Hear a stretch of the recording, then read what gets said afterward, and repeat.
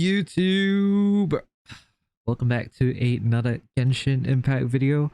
Today we are going to be continuing the version 4.6 update with the one, the only father story quest. Ignis Purgatoris, Arlecchino, when the half flame goes out. No idea what to expect apart from the fact that something to do with Linny, Lynette, Fremine. You know, the siblings are going to be together for this one. There is an Arlecchino boss fight, which I'm not really sure I should be excited about seeing, but oh well. Well, regardless, let us accept the quest and move on.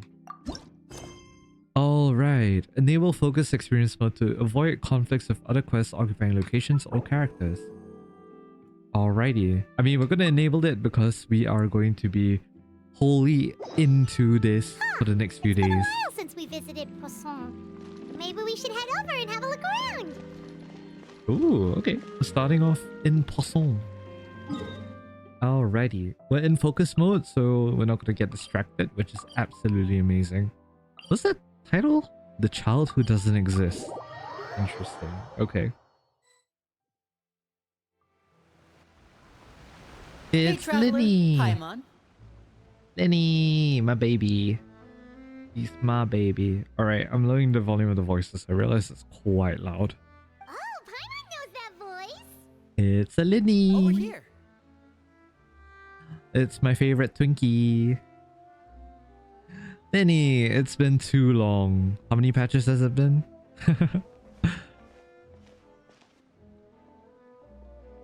To borrow one of the more popular turns of phrase at the moment, this appears to be quite the fated reunion. Running into you two out of the blue like this has really made my day. I certainly wasn't expecting it. Ah, you flirt. Stop. I'm getting flustered. You can say that again. What brings you to Poisson? Good question. Wait, Paimon's got it. You must be here for one of your magic shows, right? Linny deserves the best stage, not really Poisson. Actually, we've run into a bit of trouble on the home front, so Father arranged for us to stay in Poisson for the time being. That doesn't sound good.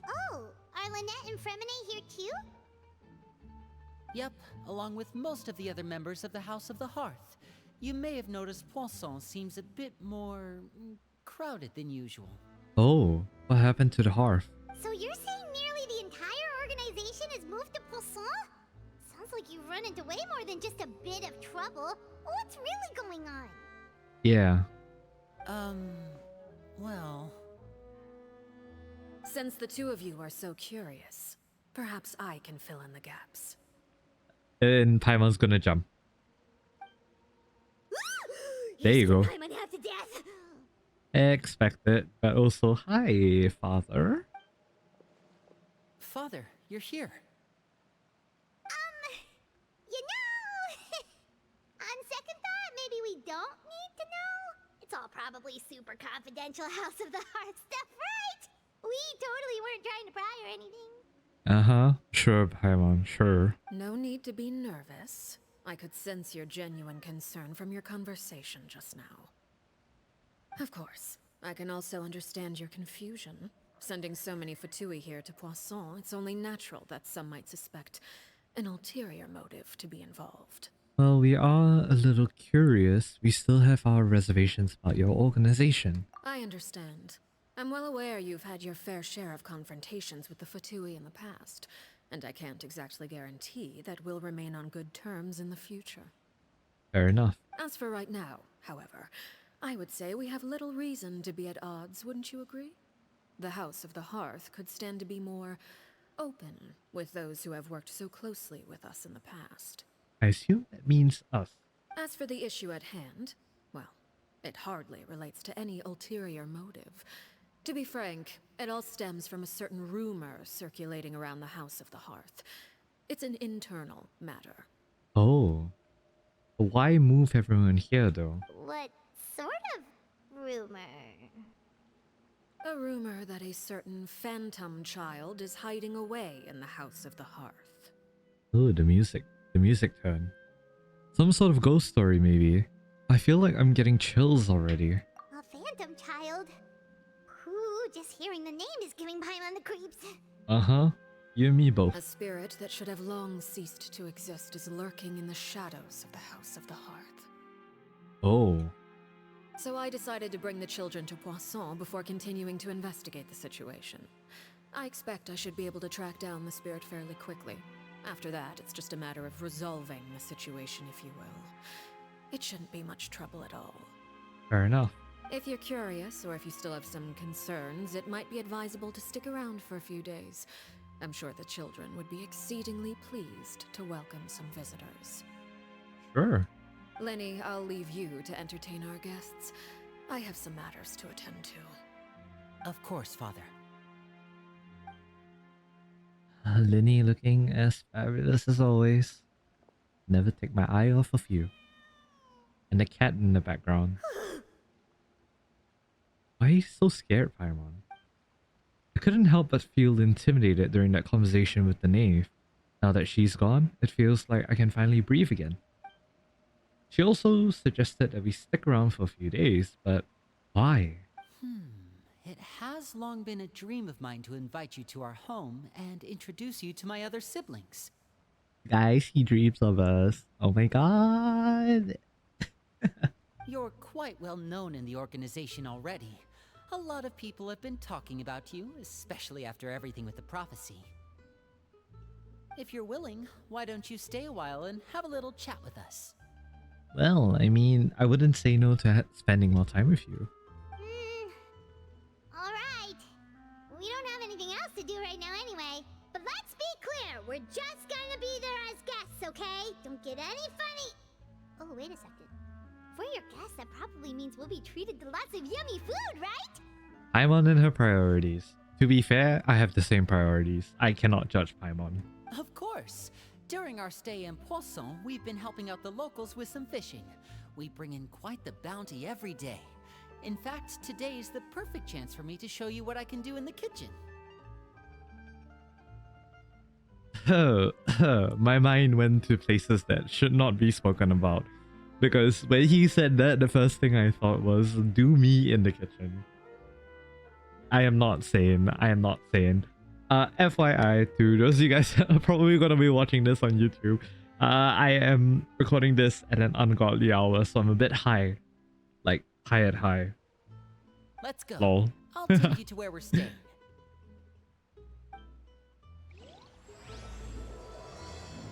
When the half flame goes out, Ignis Purgatoris Act 1. Be a house guest. I cannot speak. What is wrong with me? Alright.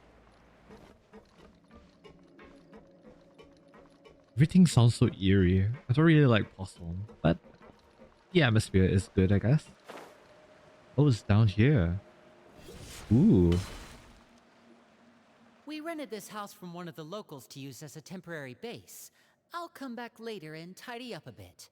After that, it should be all ready for you to stay in tonight. Can I sleep? Wait, I'm gonna have to phrase my next words carefully. Can I sleep on the same bed as you tonight? Yes. Awesome, thanks! So, where are we off to now? Good question. Well, when I happened to run into you two earlier, I was actually in the middle of distributing some supplies. Ooh. With this many people staying in Poisson, we have to bring in outside supplies every now and then. I should probably make sure the rest of these provisions get delivered. Otherwise, people might start to get antsy. Fair enough. You need help? We'll come with! There are all sorts of rumors about your organization floating around out there. Paimon's not sure if she could even take a wild guess as to what's true and what's not. But now that we finally have the chance to see a day in the life of the house, we can take a good look at how you operate! Ooh. Well, you're more than welcome to come along. Just follow me. Alrighty. Oh, let me distribute the supplies. All the way up there. Okay.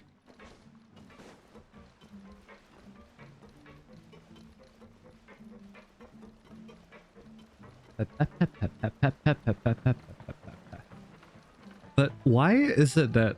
Yeah, something that I just realized is that why about the room rumor that they gotta evacuate everyone from there. Or at the very least, move everyone out of there. Linny, we're finally here. The supplies. I'm assuming you've... I've no idea how to say that. Chapeau? Brought them with me? Yep, here you go. Hello? Something caught your eye? Are you enthralled by our dazzlingness and our beauty? It's the Traveler in Paimon! Nah, look at Lenny, he's annoyed. Look at him. No way! I assume Lenny has talked about us to them, or if not, the knave might have done that. Come here, everyone! Hurry! The Traveler and Paimon are here! And everyone comes running over. What a One surprise. at a time, please. Don't crowd around them all at once. We don't want to scare off our guests now, do we? Oh, it's alright! Gotta say, Paimon didn't realize we were this famous. Girl, we are famous in almost every country that we've been to so far. Sorry, we are famous in every country that we've been to so far. Of course! Father and Linny have told us so much about you. Fair enough. Father told us about how you helped Linny. According to her, you're a trustworthy friend. And as far as she's concerned, that's pretty much the highest compliment we've ever heard her give. As you can Ooh, imagine, everyone's been very curious about you. fair enough. I heard the Traveler is so strong that he can move a mountain with his bare hands. Paimon can. I heard A mountain of Paimon food, eats that so is. much that she can clean out the entire pantry at Hotel de Boer in just 3 days. She don't need 3 days. Give her a day. More than enough. Wait a second! That's the rumor you heard about Paimon? Oh, not cool at all! Mine's also a bit of a stretch. Oh, wait! When guests visit, you're supposed to give them gifts and stuff, right? You don't need to give us anything. Oh, we don't need something like that. Besides, we don't have anything to give to you! Exactly. Come on, we insist! I can give you some of my new potions. Just pick your poison. And by that, I mean medicine or actual poison. I've got both. Ooh. Or maybe Shaplo can teach you guys about stealth. Shaplo, He's super okay. good at it. He's never been caught. Hey, yo. Ah, now that's not a bad idea. I know you usually prefer to fight head on, but it never hurts to expand your bag of tricks, right? When it comes to eliminating your enemies, staying quiet can go a long way. Trust me, I would know. You sound vaguely familiar, yet at the same time, new. I do not know if I've heard your voice before. I was poisoned not too long ago, and I'm still dealing with the after effects. So I'm not quite as good as I was before, but I can still give you some pointers. Wait. When you said gifts, Paimon didn't think you meant poison and stealth tactics. But those are the best things we can give you. You don't like them? Ooh, how about this? Tell me the name of someone who really annoys you, and we'll teach him a lesson for you. Ooh. I mean... Huh. The dangerous suggestions keep on coming one after All another. right, You start to folks, get Selwar. overwhelmed. I think that's enough suggestions for now. When it comes to being a good host, it's the thought that counts. Indeed. You don't need a physical gift to make our guests happy. In fact, pestering them with suggestion after suggestion might make them more annoyed than anything. I would say your enthusiasm has certainly gotten across. Indeed. Absolutely. We definitely feel the love. Awesome! It's been so long since we have had guests to play with. If there's anything you need, just let us know. Alright. Yeah, especially if it's poison or something. I've got all sorts of potions for that. Sure, buddy. I have no idea what to say to that. Well, we'll talk to you all later. We've still got supplies to distribute. Alright. Alright, see you later. Alright, see you guys. I will take the poison up one day or another. God knows when I need it. Bye! Bye-bye. Lenny, about all that poison and stealth tactics talk just now.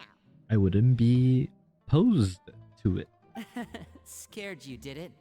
That kind of talk comes with being part of the House of the Hearth. When Foltz was really young, he strangled all of his family pets. Oh, Just God. out of curiosity. He was labeled a dangerous problem child and was abandoned by his family. I'm now getting flashbacks to Sherlock. Like, you know, BBC Sherlock, and how like yours. Okay, big spoiler. Spoiler warning, but honestly, if you haven't watched Sherlock until now, why? It's like the series for Eurus Holmes, when that scene, you know. You know what? I'm just not gonna talk about it. I think it's just gonna end up causing more trouble for me, if anything. Elwar has an unnatural obsession with potions. Father has forbidden her from trying all the different concoctions she comes up with, but she still tries to test them in secret. You really have to keep an eye on that one. Indeed. Chaplot is around my age. While I'm mainly responsible for collecting intelligence, he handles surveillance. He's very passionate about his work and has no reservations about taking on some very difficult missions. Chaplow looks middle-aged. Denny, how old are you? I know you two probably aren't used to that kind of talk, but I can promise you they only had the best of intentions. Things like stealth tactics and developing different poisons, they really mean a lot to them. They were just trying to share the best of what they could offer, that's all. Aw. That is pretty cute, I will say. Continue distributing the supplies. Alright, I feel like I should also mention, I did some pulls off cam, off stream, of course, and I got Lenny. Hey. I need to ascend a lot of my characters. They're all very low level, but I cannot be bothered to level and grind for all of them. Supplies are here. Thanks. And who are these two? Outsiders? Indeed we are. Allow me to introduce you. This is the Traveler and Paimon. Oh, you're the famous duo I've been hearing so much about. It's nice to meet you. I heard you've traveled to all sorts of places. Is that true? Indeed. Of course! We're making our way all across to that! And we're 5/7 of the way there. Or 5/8 if you count Conria. Oh, good for you. You must be pretty familiar with Fontaine by now then. Have you seen the new opera that started running recently? I think it's called... The 4,000 Thieves? Oh, this is the first we've heard of it. It seems like it's going to be fantastic. From what I've been able to tell from the posters, anyway. You should definitely check it out if you have the time. Oh, and there's The Blind Maiden, too. That one is supposed to have audience interaction. Seems pretty interesting. I see. As you spend some time talking about popular culture, the atmosphere After becomes this more and mission is more over, relaxed. I think I'll go get a manicure. Ooh. Maybe I should dye my hair. Wonder how much it'll cost. It's not cheap, I can tell you that. My hair is dyed and it was not cheap. Is it just Paimon, or do these two seem much easier to get along with than the others? Looks like the House of the Hearth has some normal members after all. I heard that.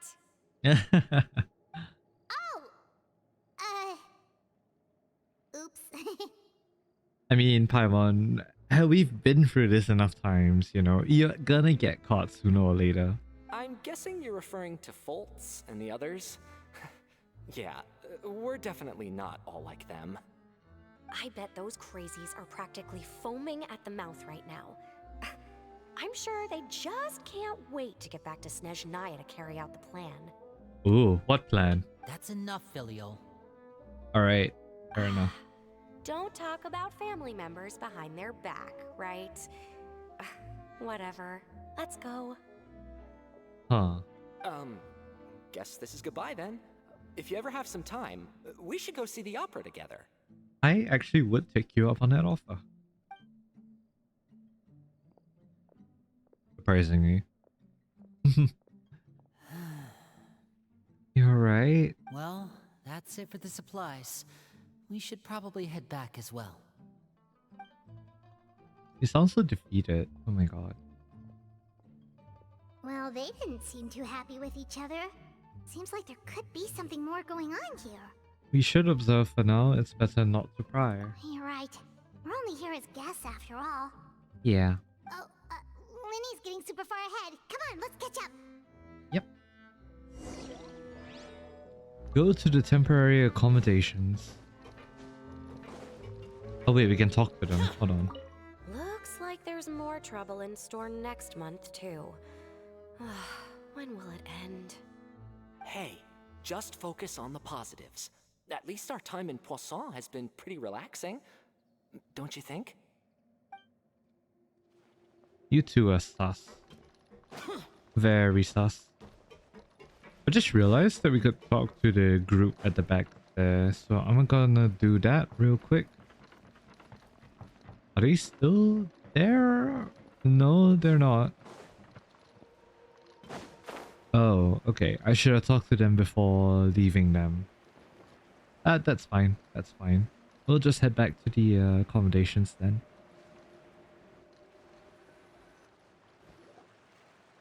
So, what do you think of the members you've met so far? They've certainly got a lot of personality. Well, Father is always encouraging us to be strong-willed and independent. So if there's one thing we've got, it's people who aren't afraid to speak their mind. Well, I should probably get cooking. Wanna join? Yes. Of course! Then let's head out and... Uh-huh. Fremine, what are you doing here? Oh, Remy. Well, Hey, nice to see you again! Hello. Oh, you too. I heard you're here as guests of House of the Hearth. Welcome. Hi. It's been a while, since 4.2 I believe. We were just going to make some food. Why don't you come along? I could use some help in the kitchen, and I seem to remember you mentioning you wanted to make seafood soup for the traveler in Paimon. Seafood soup? Oh, Paimon's drooling already. Were you looking for something just now, Fremine? Maybe I can help. It's nothing. I just wanted to see if there were any extra supplies. Oh. Yeah, we've got some left over. What do you need? Some food and water. And some clean cloth, if possible. Okay. No problem. Give me a second here. Food, water... Wait a minute. What do you need all of those for? You're not on any missions as far as I'm aware, and you were just going to come eat with us. So what's this all about? Oh, it just clicked. Okay. So back in the 4.6 trailer, something about Fremine hiding someone behind Father's back. So that was mentioned in the trailer. So I assume those supplies are for that person, whoever this person is. I thought I'd grab an extra portion because I get hungry at night.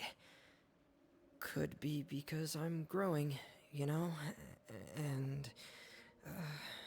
I wish we knew what the ages of all of the, at the very least, you know, the playable characters are. At the very least, you know, for Fremy, for Linny, for Lynette. Fremine, Oh boy. you remember what I told you? You're not like me. Your lying skills still need some work. Fair enough. Tell me what's going on. Is it really bad enough that you have to keep it from your own brother? Maybe it'll be better if we gave them some space. Yeah.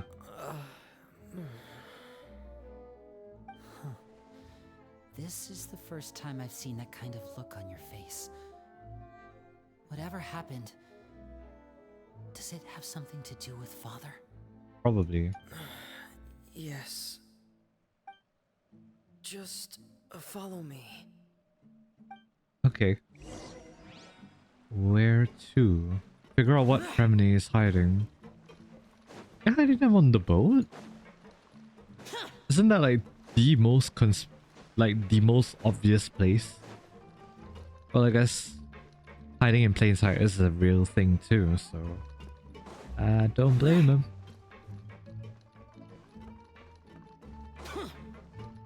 Oh, never mind. It's down here. Okay.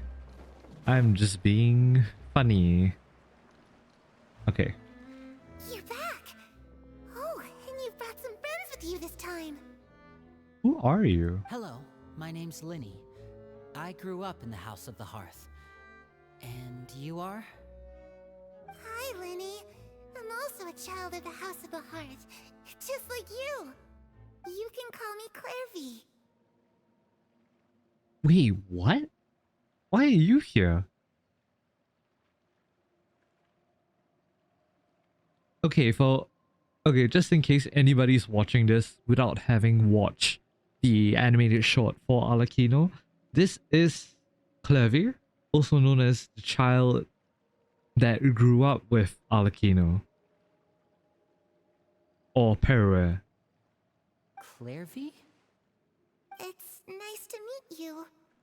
So what are you doing here? Does that name ring any bells, Lenny? No, not at all. That's not a name we have on our roster, I'm sure of it. What I'm not sure of, though, is how she managed to sneak in. She must be the phantom child Father's been searching for. From the looks of it, I'm guessing you were the one that found her, Fremine. You, haven't told Father, have you? No, I haven't told anyone.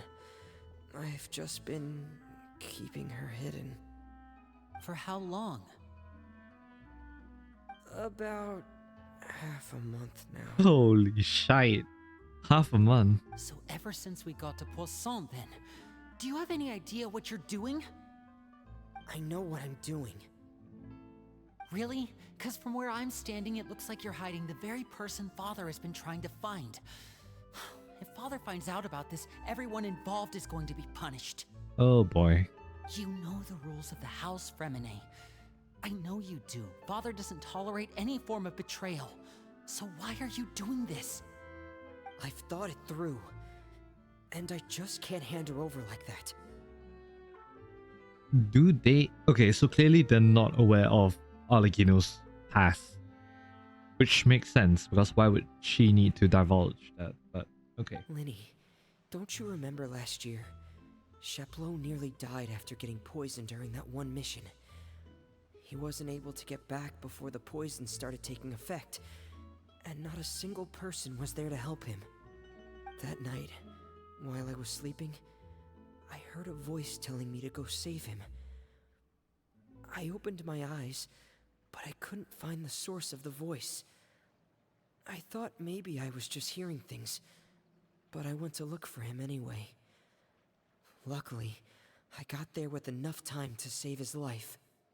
That feeling of being haunted, of hearing voices, it's happened many times in the House of the Hearth.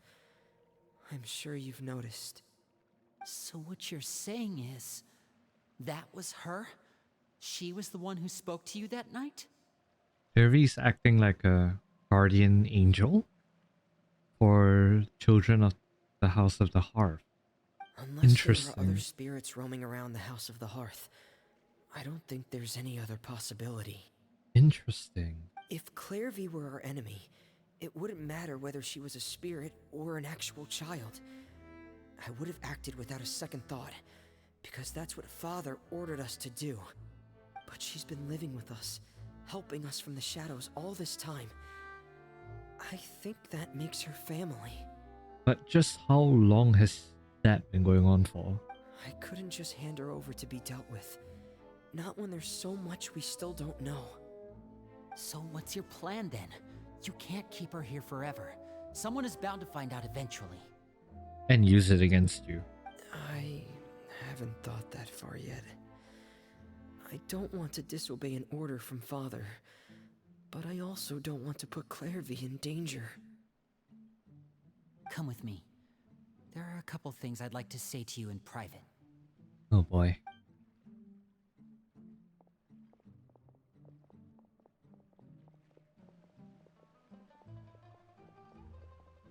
Well, Clairvy, let's get acquainted. Those two sure care a lot about each other. Indeed they do.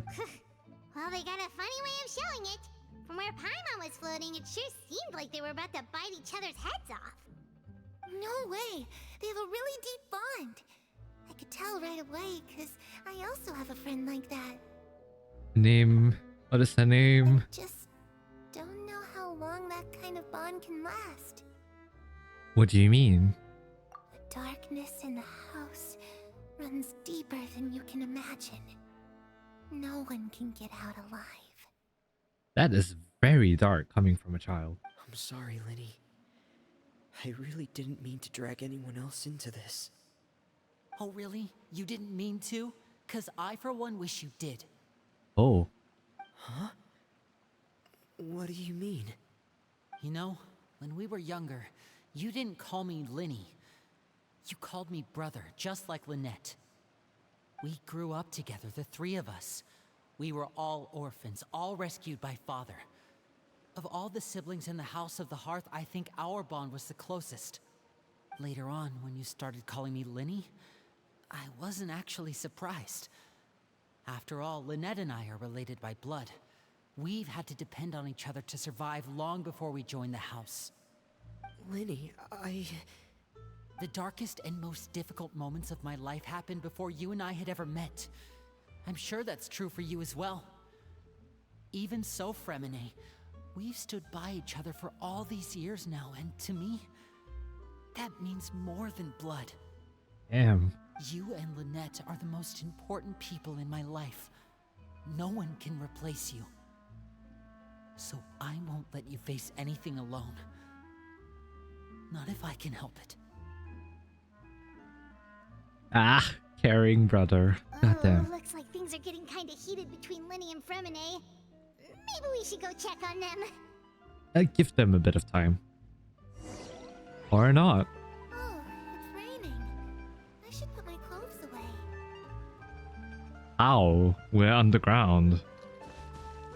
Oh, and you just disappeared like that. Oh boy. Or you're just walking. Looks like she's not here either. Carrie. Oh no.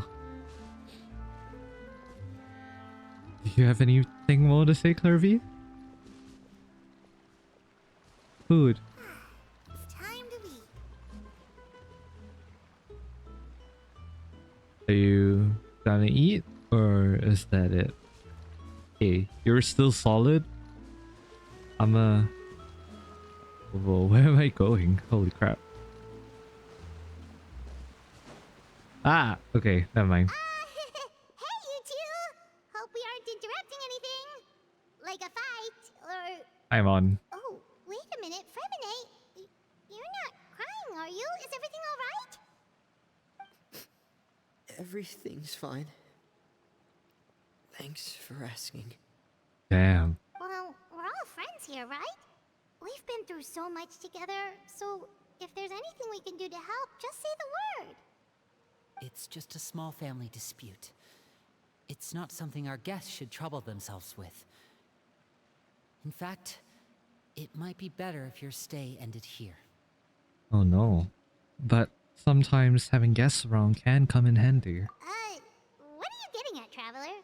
Need help, right? When guests are around, families are often on their best behavior. And any disputes are less likely to escalate. That's what you're trying to say, isn't it? Exactly. I think it would be better if we stick around. That's fair. Just... Thank you. I was really hoping to keep you out of it. But even if I could think of some other reason to turn you away, I'm not sure I could convince you. I know things could turn dangerous, so I promise you this. From now on, I'll protect you like my life depends on it. Damn. Me too. Damn. Well, back to the matter at hand then. If we don't plan on handing Clervy over to Father, then our only other option is to solve the mystery of her identity before Father is able to track her down. That means finding out where she came from and what she's doing here. Then we can send her on her merry way and pretend like none of this ever happened. But that's gonna be hard though. I've tried that already. And? Nothing.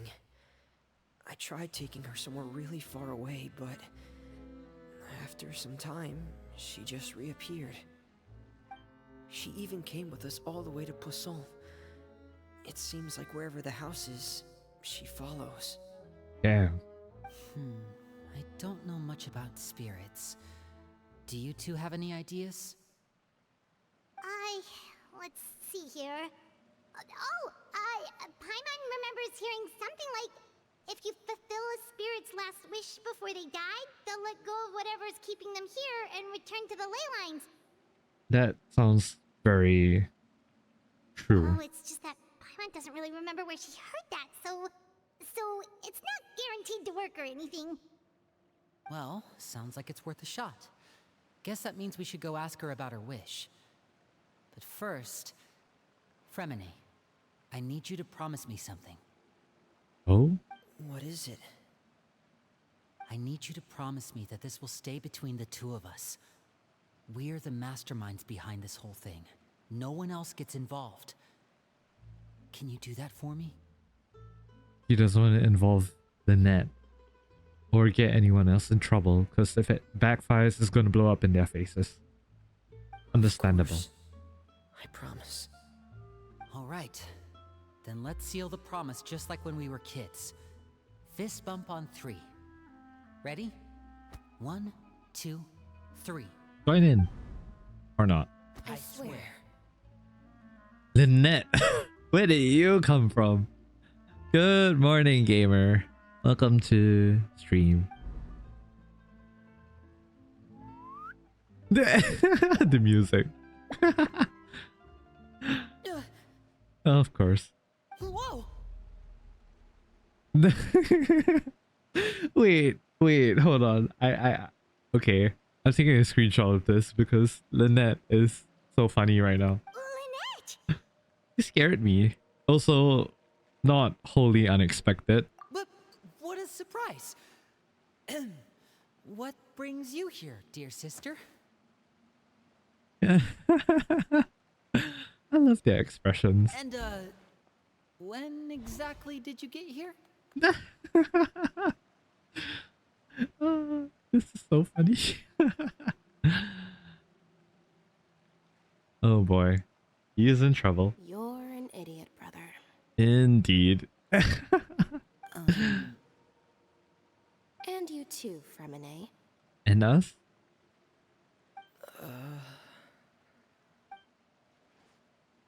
You 3, Traveler. And you 4, Paimon. Yeah, I expect it. Wait, what did we do? I've seen Clairvy around the House of the Hearth before. I hadn't seen her in Poisson, so I figured she must not have come with us. But it turns out, you were just hiding her. Okay, so you are aware of it too. I heard you talking about your plan.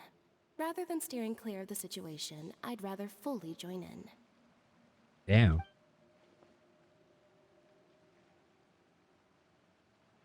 If you don't agree, I'll have no choice but to report everything back to Father. Damn. Simple as that. Well, that is one way to play your cards. You're not giving us much wiggle room here, Lynette. Well, I guess we're all in this together then.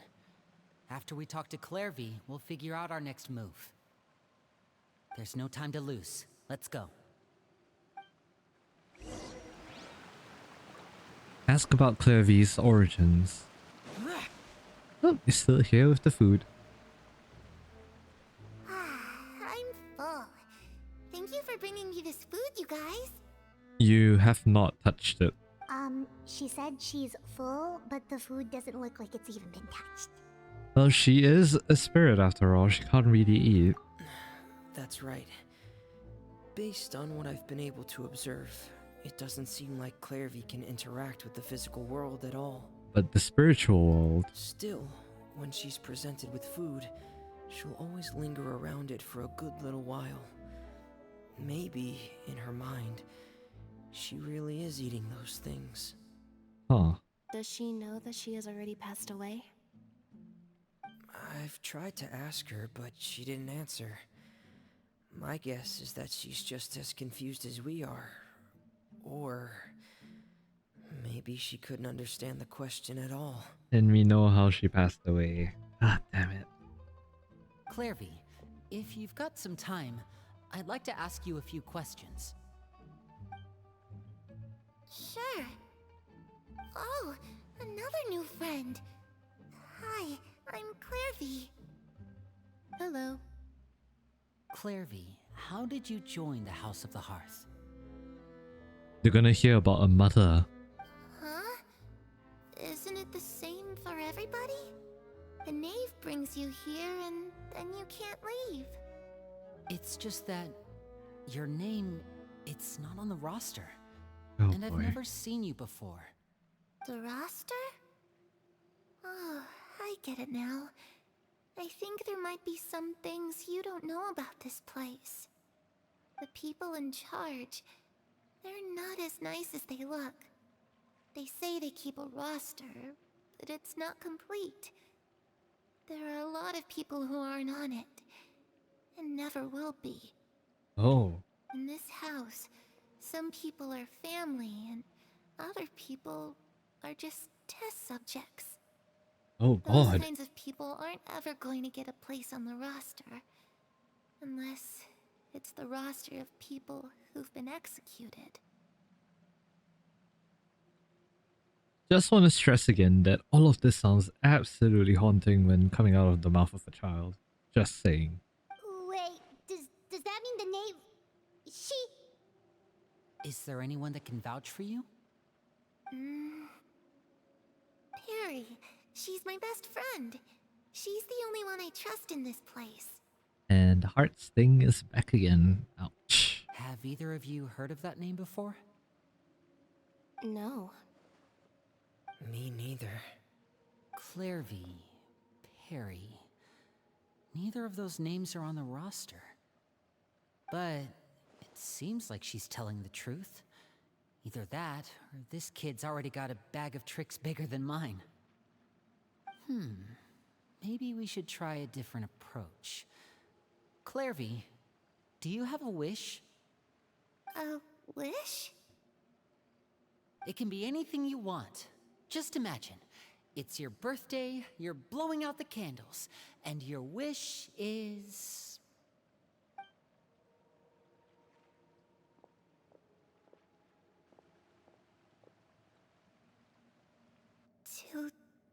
To go outside, Damn. where the sun can find me. Damn. That's it? Well, that sounds easy enough. Something's not right. The darkness in the house runs deeper than you can imagine. No one can get out alive. To get to where the sun can get to freedom, essentially. What did she mean by that? Things can't be this simple. Okay, time to divide and conquer. Listen up. I've got a plan. I'll try and find a way to use basic illusory magic to take Clairvy outside and bring her somewhere with sunlight. Lynette, try and find the list of executions that Clairvy was talking about, and see if her name is on it. There is a list of executions? Fremine, Maybe in the you past, stay yeah, in but I'm not sure about the Poisson. present. We can't be the only ones who've had run-ins with Clairvy. I need you to collect intel on everything she's said and done. Understood. I'll try my best. What about us? What should we do? I really appreciate your willingness to help, but this is a family matter. I don't want to drag you in too deep. It's too risky. Ah, it's fine. We've beaten, what, 2 Harbingers already? No, 3 Harbingers. We can hit another one. Let me think. Since Father considers you to be guests, maybe you could stick by her side for a little while. You don't need to do anything except keep up some nice, casual conversation. Okay. Ah, Paimon gets it. You want us to distract her. How should we contact you? I'll give you a magic bird. If Father suspects something, all you need to do is release it when she's not looking, and it'll alert me that something's wrong. Damn. Of course, that's only as a last resort. If Father doesn't seem to notice us, there's no need to make contact. We'll reconvene here tonight after all's said and done. If the worst case scenario happens and we're discovered, just tell Father everything. We're not going to let our guests get punished for our own actions. That's where we draw the line. Be careful, all of you. You too. Okay, this is where we part. Father should be at the beach nearby.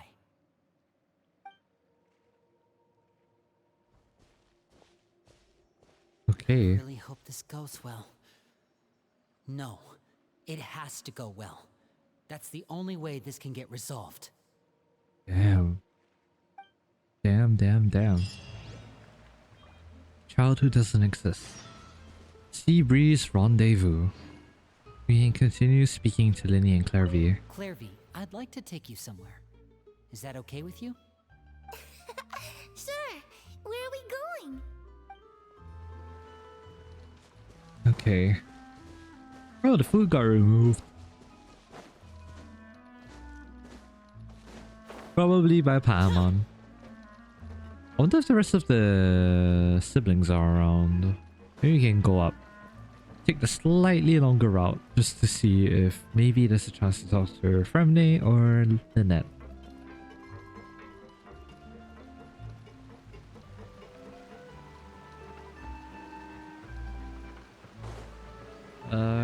Let's see. No, they're not around. Okay. Upstairs, I guess? I guess we go from the slopes of Mount Autumniki. Mount Autumniki. Why can't I run? Oh. Yes, that's what I was hoping for. Come on. Fly.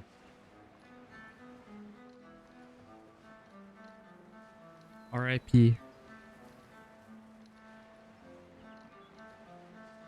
Oh, the little wreath of flowers. Excuse me? Is that Mr. Gingerbread Man? He's here? It's the knave and child. Why are you here? Dude, Mr. Worldwide. He really is Mr. Worldwide. What are you here? Huh? Wait, no, I got like so many questions to ask you. Wait, what happened? What happened? Like, the whale with Skirk. Oh god. Hey, aren't you supposed to be in Snezhnaya recuperating? What are you still doing in Fontaine? Oh, it's you two. I didn't expect to run into you here. Oh boy. I was unconscious for quite a while after the fight in the Primordial Sea. After I woke up, I realized I was being taken back to Snezhnaya, and well... Yeah, my boy really be traveling everywhere. I couldn't have that now, could I? Not when I've still got unfinished business here in Fontaine. So, I mustered up all my strength and made the journey back on my own. What unfinished business? What sort of unfinished business are we talking here? Oh, same thoughts. It has to do with Skirk, my master. I really wanted to meet up with her, but by the time I got back, she had already left. Damn. I still have so many questions for her. Without any other leads, all I could do was ask the knave to help me track her down. She must have left behind some traces from her time in Fontaine. Fair enough. Oh, okay, so have you found any clues? Unfortunately, no. While the House of the Hearth is adept at collecting all manner of intelligence, certain existences can still manage to escape our purview. Like a certain Clairvy. Though not really. Basically, unless Master feels there's a need to meet with me, she's not going to be found. Fair enough. But that problem has an easy fix. I just need to become stronger, and then... How about by not using your delusion? Paimon thinks you should focus on getting better first. That too, yeah. The worst of it is over. It's all thanks to that one kid from the House of the Hearth. Elwar, I think her name was. She gave me a bunch of random potions to drink. They didn't go down easy, let me tell you. Pain and chills all over. But they really did help speed up my recovery. I think, if anything, you were the test subject of the potions. Just saying. I don't know. Maybe? And that's good, because it looks like I really do have to head back this time. The old man's been putting the pressure on me. He sent someone to tell me I'm needed for some sort of project. Hello, another test subject. Where's that line from? Project Stuja? Oh. Yeah, that's the one. I heard Regrador's involved too. Oh. I'm not looking forward to having to listen to all his monologuing, that's for sure. Oh, it's from the treasure hoarders. Maybe you could think of a way for me to stay in Fontaine for a little longer. No way? Regrador? They're name dropping the Harbingers. Helping Lenny Yo. and the others brush up on their fighting skills would be far more interesting. If you and I could spar, that would be even better. I've been waiting for a chance to see you go all out. And what a sweet little daydream that is. But I also have a role to play in all this. I'll be leaving Fontaine shortly as well. Ooh. Besides, considering how little they see fit to step outside the homeland, being called on to return to Snezhnaya by such illustrious dignitaries, what a great honor. Wouldn't you agree? Child, please let me fight your kids, Tartaglia. One I could do without, I'd say. God damn. Is it just Paimon? Or does it kind of seem like they're... Just casually trash talking their colleagues behind their backs? Yeah. So, dear guests of the House of the Hearth, to what do I owe the visit? Well, we just... Wanted to learn more about you. Right! We're super close to Linny and the others, but we still don't know much about you! Is that so? Introductions have already been made, have they not? As in, we want to learn more about you. Oh, well, you see? There's only so much you can learn about someone from a short introduction. At least tell us something a little extra, like... Why do you call yourself father? Yep. Huh, good question. I'd also like to know. Oh, Child's gonna stay around. The fact that you have to ask tells me our intelligence work has been quite successful. Telling you the answer to that question would only serve to undermine that success. And we can't have that. Now can we? Huh. Spoken like a true diplomat. That was some expert sidestepping right there. Oh my god, I just realized throughout that entire interaction with Linny, Lynette, Fremine, and Clairvy, not once was the term father brought up. Like, in front of Clairvy, or at the very least they didn't ask Clairvy about father. Because asking about mother would be... like, that would immediately set off, like, alarm bells or something. I don't know. Or who knows, or maybe Clairvy understands everything and why Arlecchino calls herself father or whatnot. I don't know. Well, my brain is if just there's gone. Nothing else. I think I'll take my leave. I still have a small matter to resolve at home. Wait, don't go! Oh god. Now it looks like we're keeping something from her. She's gonna get suspicious. If the knave leaves right now, she's sure to run into Linny and Clairvy. Should I release the bird Linny gave us? No, we should try to get her talking about something else first. About the House of the Hearth, what does the organization mean to you?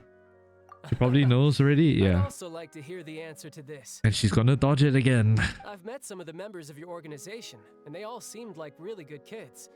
They actually reminded me of Tonya and Tusser. Hey, Ed Sheeran, when are we gonna meet them? I'm waiting. What, in like 1 year, maybe? Oh yeah, Snezhnaya's in a year. Maybe we'll finally get to meet Tonya and Tusser once more in a year. Which, by the way, if you ever betray them, I'm just letting you know. Huh? I won't let you off easy. Where's this coming from? And why would I betray them? Well, you've already betrayed the House of the Hearth once, haven't you? At least, that's what I heard. Oh, backstory, lore.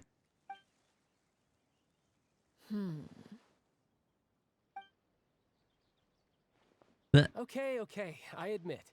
That's just what the old man told me. The rooster, I mean. Oh. The knave betrayed the House of the Hearth. So does that mean that what Clairvy said was true? Does the knave really treat her children like test subjects? Wait, did you really do something bad to those kids? Never mind what I've done. I'm more curious as to what the mighty rooster had to say. Care to enlighten me? Ah, well, nothing much. Just some stuff about you taking out many other members of the House of the Hearth, and even Whoa. going so far to attack your own family. Oh, I see. Oh, based on your reaction, I'm guessing it's all a bunch of lies. that would be a relief, yeah. Hardly. I don't appreciate his particular turns of phrase, but I suppose he didn't say anything untrue. Well, that's Although, interesting. it would be more accurate to say that there is a certain level of prejudice involved, but I don't intend to clear that up just yet. Prejudice has a funny way of concealing the real truth behind certain things, an attribute that I find to be quite advantageous. Okay. Call yourself a Fontainian, for example, and people will assume all sorts of things, when the real truth is that this is simply the land where I was raised. Fair enough. Huh? Yeah. You're not actually from Fontaine? But then why did you try to help out with the prophecy and everything? I was trying to protect the children born in Fontaine. Claiming that I myself was a Fontainian simply made it easier to operate. People would hardly suspect a fellow Fontainian of having any ulterior motives. Who wouldn't want to save their homeland after all? You know what? That is pretty fair. I gotta give it to you. The Yeah. primordial sea wouldn't have any effect on me, but it would have caused great harm to the House of the Hearth. Well, you wanted extra information, didn't you? There you go. I hope that satisfied your curiosity. Still very closed off. So much for learning anything else about her betrayal. She probably only revealed that other secret in order to change the subject. It seems like she's trying to avoid talking about her past, which is exactly what we need right now. So, you stayed in Fontaine for the kids. I guess I was wrong to believe you'd betray them. Apologies. Looks like I was holding on to some prejudices myself. Good. Like I said, I like it when others have misconceptions of me. Actually, while I was recuperating at the House of the Hearth, there was something else that really caught my attention. Oh? I heard that members always resolve disputes and arguments with a friendly spar, and the loser has to back down. Seems pretty cool if you ask me. Would also give them plenty of opportunities to hone their skills. Well, that's only a recent development. In the past, such spars weren't nearly so friendly. The losing party would lose everything, including their life. Oh god. They were that high stakes? Whew, at least that's not a thing anymore. Yeah. Well, the current atmosphere's not half bad. I'm a bit jealous, actually. You've got so many family members around you, and you even get to live with them. Having a lot of family around means dealing with a considerable amount of bickering and scheming. Once Tonya and Tusa enter their rebellious phase, I'm sure you'll understand. Isn't Tusa already in his rebellious phase? Just imagine. Tusa becomes obsessed with plucking out strands from the rooster's mustache, while Tonya decides to dye her hair 42 different colors. Okay. I get the picture. I miss this gingerbread man. As the conversation shifts to the topic of Tonya and Tusa, Child begins to... Okay, it's the type of conversation usually leave you falling asleep, but you find yourself grateful to Child's. Fuck you, would look at the Hoyoverse. time? I should probably get going. For real, poor boy made it to Liyue just because he wanted to see his bro. Yeah, but Child. Paimon, I'm not sure where our paths will cross next, but the next time we run into each other, we should definitely try and find some time to spar. How about we leave you be for like a year and then afterwards we meet up? I think you need a lot of time to rest, my dear child. Again, maybe this is a conversation we can have when you look less like you're gonna kill over. Indeed. All right. Well, thanks for everything, Arlecchino. No thanks necessary. You also played a part in obtaining the Gnosis. I would say we can call ourselves even. Oh. I like the sound of that. Well, I'm off. See you all some other time. See you. And take care, please. We should probably get going too. Do you want to head back with us? Oh? You want me to leave so soon? Oh, But you see, For real though, Paimon is... okay. Paimon, you need to improve on your lying skills. This... I'm rather enjoying the evening breeze. If you don't mind, I think I'll stick around for a bit. I have some things to think about. yeah, Paimon being sus is literally the killer of so many things that have happened in the past. Apologies for not attending to you like a proper host. Please forgive this slight. I do hope you'll have a pleasant stay. It's okay. we managed to keep her distracted until nightfall. Good thing Child was there to keep the conversation going. You don't think she suspected anything, do you? Who knows? I wonder if Linny ran into any issues. Let's hurry back and see how everything went. Oh? You decided to stay a little longer? Let's take in the ocean view together then. I will admit it is very pretty. Wait, can I switch to the Traveler real quick? Okay. Right, thumbnail time. Da-da-da-da. Sorry, Xiao, where is the male Traveler? There's still a long road ahead. Alright, thank you, Ether. And the photo will be a bit... yeah, alright.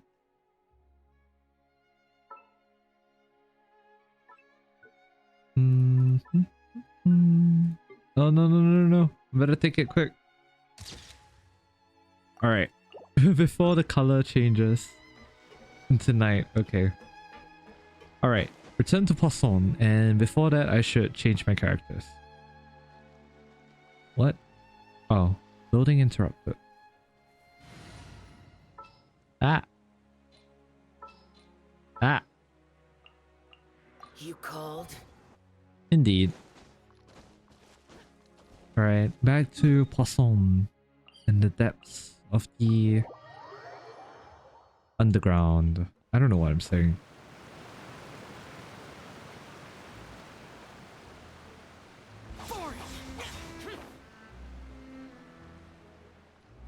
Alrighty.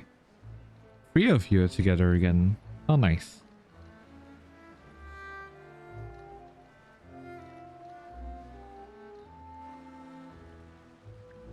Linny, how did everything go?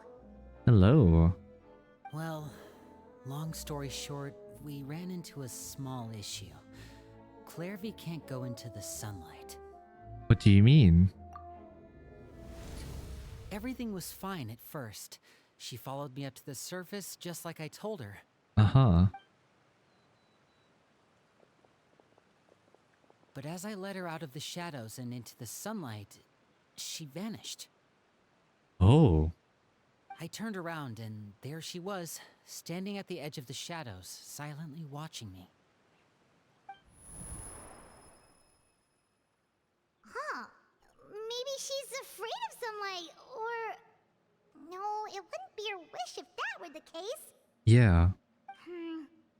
Well, we could always try pushing her into it. Not sure pushing works on a non-corporeal being. Oh, true. I've pretty much tried it all already. Nothing worked. Eventually, the sun went down, so all I could do was bring her back here. How did it go with you, Lynette? Good. I've got the list. It's right here. Damn. Really? Well, what are we waiting for? Let's take a look!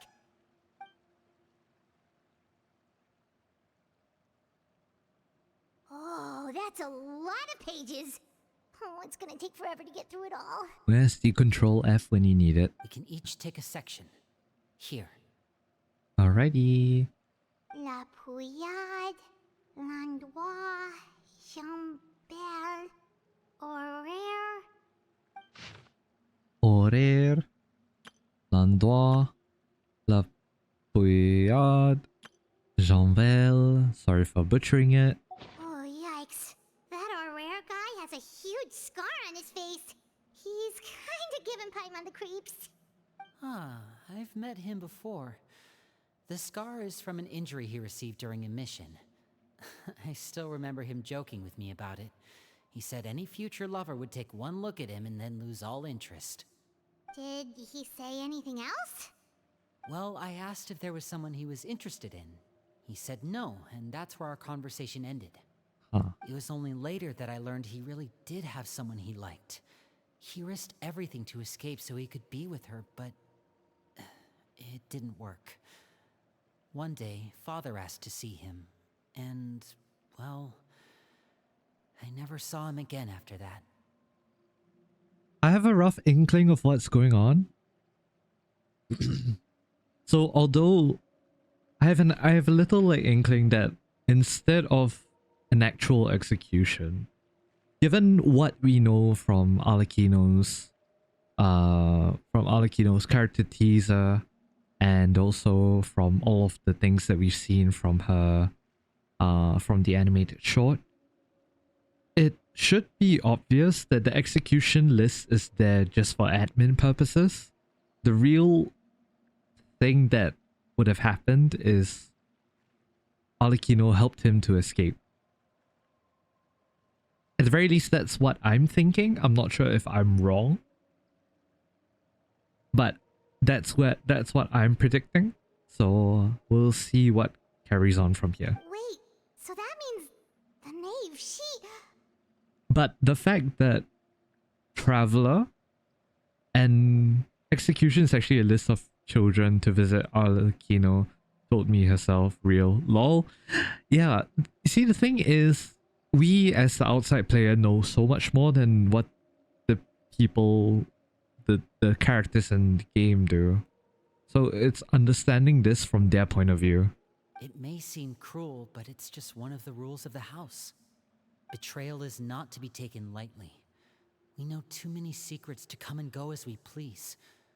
So if you do try to leave, you pay with your life.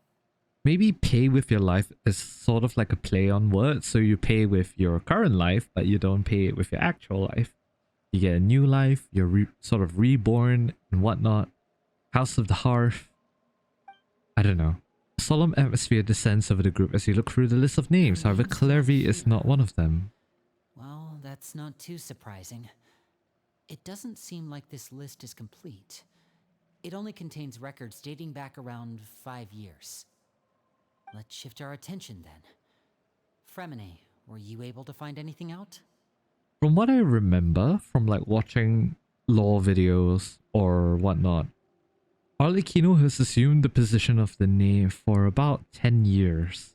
So it would make sense that they didn't find anything that existed in the past 5 years. Fremine. Sorry. I was thinking about something. I managed to talk to quite a few people, but I couldn't help but notice that the atmosphere in the house was a little... strange. Oh. Strange. Yeah, I mean, I know there have been arguments in the past, times when people haven't gotten along. Chaplot and Filiol are a good example of that. Oh, those are two of the people that we met while delivering supplies. Paimon can see how they might not get along. They had very different vibes, and their, interests seem to be pretty different as well. Yeah. That's to be expected, actually. Father brought us all here, shared her knowledge with us, taught us how to fight. That's one thing we all share. But that's also where the similarities end. Not all of us feel the same desire to stay here. As members of the House of the Hearth, we're also considered part of the Fatui. And to a lot of people, that's an identity they never asked for. Yeah, fair enough. Certain members get older and realize they want something else for themselves. But considering the rules of the house, most people would never say that out loud. People like Chaplot and Foltz are loyal to Father and her vision. They're proud to be part of the Fatui. Filiol and Nantoy, on the other hand, well, they aren't quite as enthusiastic. Yeah, that makes These sense. kinds of conflicts have always been there. It's not like Father is in the dark about any of this. Well, that's true. But it just feels like things have gotten worse lately. Filial and the others, it seemed like they were meeting in secret to talk about something. Oh boy. It's gonna be a rebellion. I can't say for sure, but I think they've met Clairvy. You think she's been inciting them to act out? No, not exactly. But I wouldn't be surprised if she said something to them about the darkness in the house and how deep it runs. She's told me about it before. Experiments being run on children. People being used as pawns on the battlefield without so much as the strength to survive. And they just believed all that? Without any evidence? Clairvy's words probably gave them the excuse they were looking for. Whether they actually believe them to be true is secondary. That's fair. This is all because of Project Stuja, isn't it? Whoa, hold on a second. What's this Project Stuja all about, huh? This is the second time it's come up now. Sorry, but I'm not sure of the details either. I only know what Father has told us, which is that it's something the Rooster and Regrader have been working on together. Apparently, it has to do with the Fatui's strategic plan for the future. And I think we're gonna see that happen in Natlan. Basically, when the Fatui get all 7 Gnosis. 7? 7, yeah. When the Fatui gets 7 Gnosis together, we're probably going to be seeing either the outcome of that being revealed to us in Natlan or in Snezhnaya, which is why I flippin' love Fatui Harbinger story quests, because they always come with a lot of lore. Because the House of the Hearth was so successful in obtaining the Gnosis, we now have the honor of playing a key role in Project Stuja. Wait, but isn't that a good thing? Paimon, no. Key role is just another way of saying dangerous role. To us, the whole thing is an inconvenience. Exactly. Father thinks so too, but she's in no position to refuse. Their plan isn't exactly unreasonable, and they've been funneling the house a lot of funding. Oh boy. It's just that we'll lose a lot of members in the process. Participating in the plan, it's an honor in name only. What they're really trying to do is subdue us. The existence of an intelligence organization outside their control makes them feel uneasy. Looks like the Fatui are plotting something big. But given how little Linny and the others seem to know about it, I probably won't be able to learn much. I should keep a sharp eye out during any future dealings with the Fatui to see what I can learn. Okay, super complicated top secret Fatui business aside, what does all of this have to do with the conflicts you were talking about earlier? Paimon doesn't get the connection. External pressure has a way of exacerbating internal strife. You can't overlook the power of fear either. People are afraid of dying, and that fear is often the impetus for a lot of stupid decisions. I thought resolving the Clairvy situation would make everything go back to normal. Uh-huh. But it looks like things are more complicated than I thought. If we leave Filial and the others to their own devices, sooner or later, Father will be forced to take action. We can only focus on one situation at a time, brother. You're right. Even if we confront Filial and the others, it won't do any good. It might even make matters worse. We should focus on Clairvy for now. Well, it's getting late. We should head back and get some rest. We'll try again first thing tomorrow. Lynette, you stick with me this time. Fremine, keep a close eye on Filial and the others. Make sure they don't do anything they'll regret. Good work today, everyone. Have a good night, and I'll see you tomorrow. Alright, see you tomorrow. Rest at the temporary accommodations. Where is it? Oh, it's here.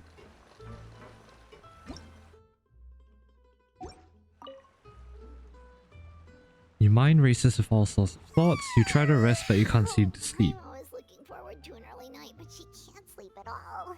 Oh yo, we've mentioned this many times already. Let me read the whole thing. Hey, you don't think the knave will be too angry with Lenny and everyone if she finds out about all this, do you? I don't think so. She's even scary when she smiles. If she were to actually get angry... Ooh, you have to protect Paimon if that happens, okay, Traveler? Alright. I'm also afraid of her, but you can just hide behind me.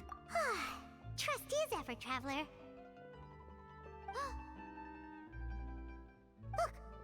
Look over there! Larvy? What's she doing over there? Quick! Let's catch up with her before anyone sees!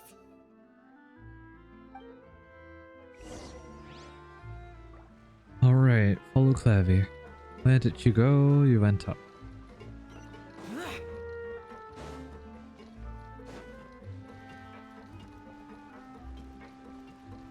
Larvy, where are you going?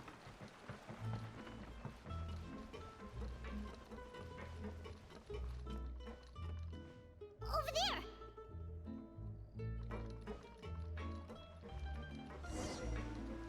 Follow Clavy once more.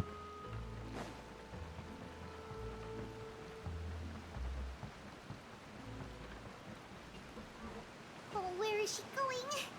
Oh, if someone sees her, we're toast! No, Larvy.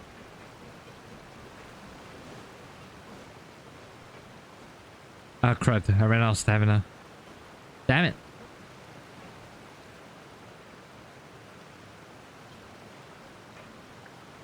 Alright. Come on. That's a bird. Oh, look! She stopped!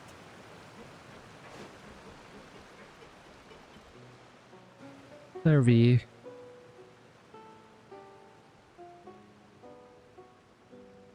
Clearvy! Oh, the moon. Shh! I opened the window while no one was looking. Look how pretty the outside is. But it's raining. Window? There's nothing here. If only I could have more than this. You probably think I'm being silly, huh? All this hopeless resisting. It's better to dream of what I could have than try to make it a reality, right? Oh. Please, help us get on the same page here, Clary. We need you to tell us what you know. Can you do that? Sure. Although, after you hear all this, I think you might regret that decision. Oh god. Everyone in this family is nothing more than a tool. Something to be used and exploited. We're all God, the lightning. expendable, including me. As long as you're useful, you get to stick around. Lose your value, and you're handed over to the doctor, experimented Tori? on, and given a fate worse than death. I've seen it happen again and again, and I've had enough. Damn. You're saying the knave did all that? It's just, that doesn't seem like something she would do. She's scary and all, but it seems like even she has lines she wouldn't cross. Use the word father. Ugh. I knew you wouldn't believe me. Everyone thinks she's a good person. They all think of her like a real mother. There you go. Ugh. Mother? But she doesn't deserve that title. She's disgraced it and tarnished it. And if I had things my way, I'd never see her again. There you go. The use of the term mother. If only Perry were here, she'd understand. Perry. There's that name again. Also, Paimon's getting a strange feeling. It almost feels like she's not really here with us. Paimon can't tell if she's actually talking to us or if she's mistaken us for someone else. I'm not sure either. She's a spirit. It could be anything. Well, in any case, it seems like she really needs someone to talk to. We should keep her company for a little longer. She looks so young, but it seems like she's been through a lot. It's getting windy. I should close the window. Ooh, look at the moon. Isn't it pretty? Hey, wanna hear a secret? I heard that if you look up at the night sky in Snezhnaya, you can see the aurora. God damn it. It's supposed to be super pretty. Even prettier than the moon tonight. God damn it. This is a direct reference to the animated short. Alright. Pain. I love to see it. Perry and I promised each other that once we're older, we're gonna go see it together. God damn. Okay, maybe watching the animated short before doing this wasn't the best idea. Oh god, the lightning. But I can't find her. I'm worried she's also been...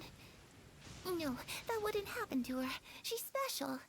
Mother likes her a lot. Oh god. I should really go talk to Mother, but we just fought. She doesn't want to see me, and I'm too scared to face her. What should I do? Oh god.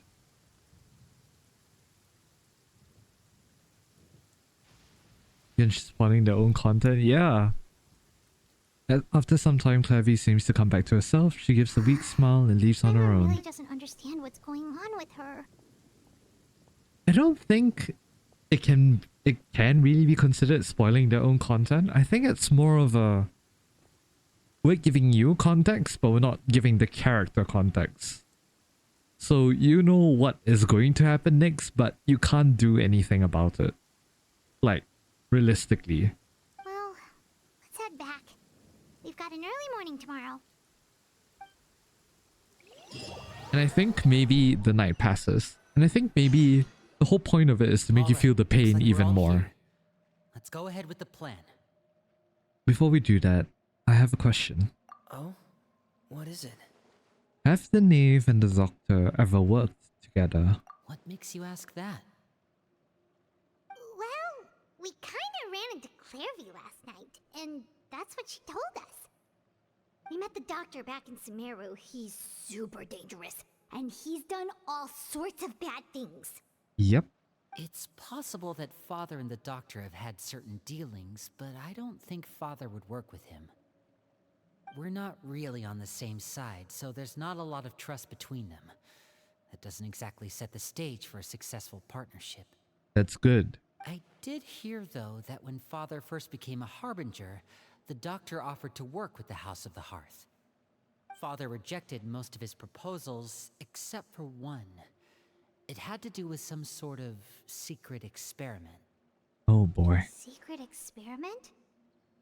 Could that be what Clairvy was talking about? I don't think so. I don't know any details about the experiment itself, but I do know it's an entirely independent operation. The Doctor only proposed a direction for the research. That was the extent of his involvement. I still don't think that counts as working together. The details of the experiment are confidential, but complete records are kept on all participants. That doesn't seem to be the case with the situation Clairvy referred to. Yeah. I know you don't agree with some of the Fatui's methods, and I'm not asking you to. But I am asking you to trust us on this. The House of the Hearth has its own principles. There are certain lines we're not willing to cross. Fair enough. Alright, that's good to hear at least. Clairvy seems to think the knave and the doctor worked together to do something horrible.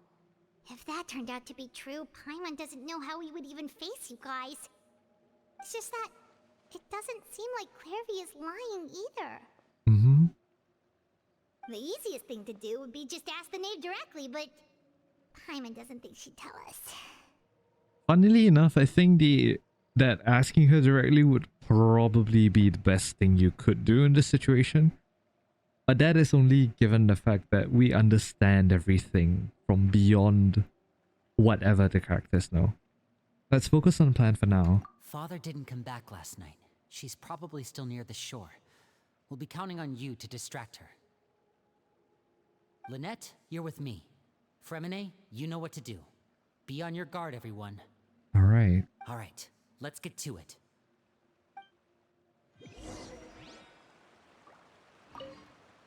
Where are we going today? Let's try somewhere further away this time. Oh? Mystic Enchantment Order 7. Go to the seaside, look for the nave. Okay.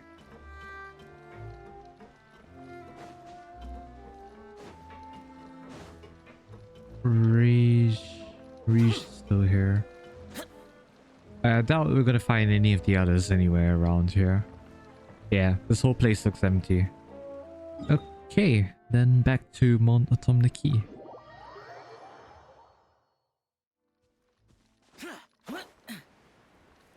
Boring! Boring!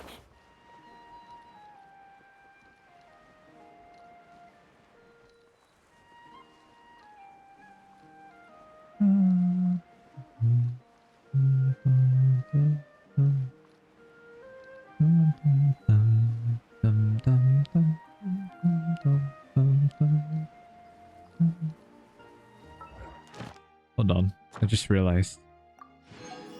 Gotta claim the Primo Gems. Worthless!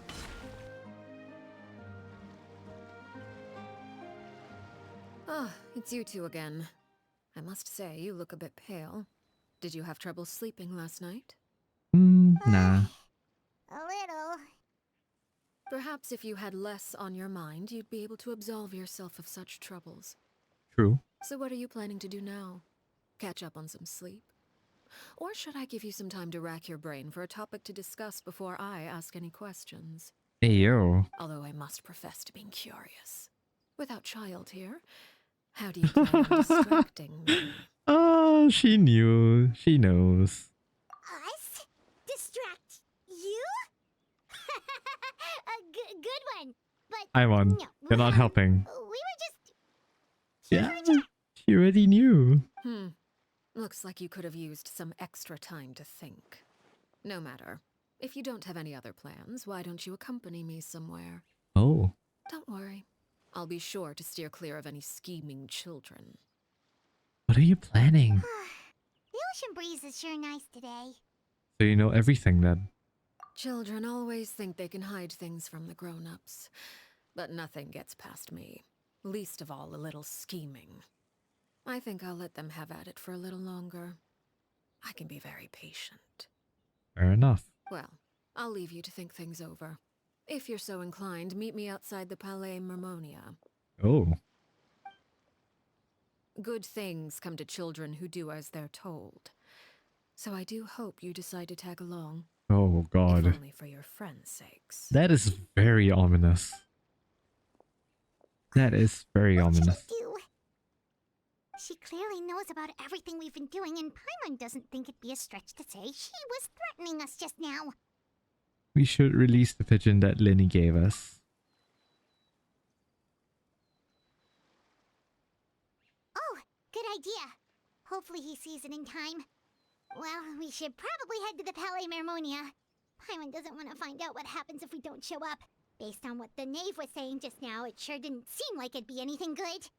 Well, we don't really have any other options. Guess all we can do is take it one step at a time. Okay, then we probably shouldn't keep her waiting. It seems like Linny and the others are on thin ice, so let's do our best to not get them in any more trouble. Then does she know about Clervy? That brings... Like, does she know that they're scheming?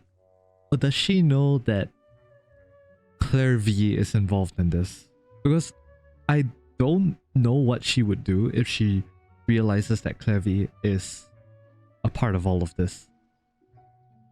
I don't know. Okay. Well, time to go to Palais Mermonia. Actually, before that, we're going to claim our daily rewards. Alright. Seeing as we still have some time before my meeting, we might as well enjoy some pleasant conversation while we wait. Oh, you have a meeting. I'm glad to see you get along with my children. Being surrounded by good companions is necessary for a child's development. That is true. You're not planning on doing anything to them, are you?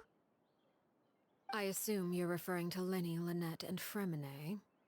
Although, there's that situation with Filial and Nentoy as well. Ooh. It appears quite a few people have been acting out lately. No matter. I'm not one to discriminate. All those who betray the house meet the same fate. There are no exceptions. See, it's the... Okay, to be fair, I can't blame her for speaking like this, but it's the tone. It's the tone. Does that mean you're going to kill them? Oh, are you here to beg for their lives? I'm sorry to disappoint, but the rules of the house change for no one. In my organization, everyone is responsible for their own actions. Oh god. But don't you care about them at all? They really respect you. They even call you father. You must feel something for them. I'm on her usual emotional outburst, but I don't blame her. Any organization in which feelings come before principles is one destined for ruin. The House of the Hearth is hardly an exception. You could say our principles are more stringent than most. Perhaps I can offer you this consolation at least. As our guests, you two will not be held accountable along with them. So there's really no other way to resolve the issue. I would imagine Linny, Lynette, and Fremine will be able to keep their lives. As for Filial, Nantoy, and the others, I'm afraid there's little I can do. They can try to escape, but once you know our secrets, there's no getting out alive. But that's awful. Ah, you seem concerned. Out of consideration for my guests, I suppose I could turn a blind eye for a little longer. Oh boy. If Linny and the others manage to dispose of Clairvy in the meantime, all evidence of their wrongdoing will be lost. In that case, I could hardly punish them for something I couldn't prove. Oh, she knew the whole thing. If their efforts are unsuccessful, on the other hand, all will be held accountable. And the punishment will be severe. Oh god. It's a deal then. We'll hold you to it. Of course. Oh, and here, I believe this belongs to you. Do try and keep better track of it next time. Oh, how? What? It takes a considerable amount of time to train a bird like this. It would be such a pity if you were to lose it. Permanently. Oh god. Wait, where did you get that? Well, I'm afraid that's all the time we have to chat. Now, for the matter at hand. I asked you to meet me here because I have business at the Palais Mermonia. It has nothing to do with you, but I think it would be prudent for you to stick by my side for the time being. There will always be time later to run off and tell Linny what you've learned. Oh god. Well, time to go.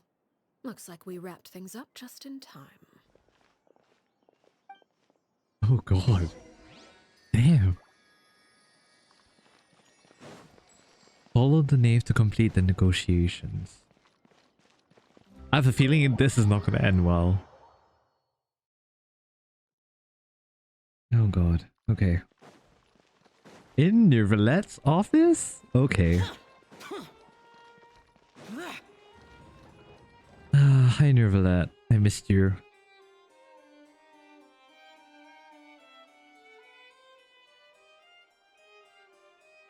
Newbie. Yeah.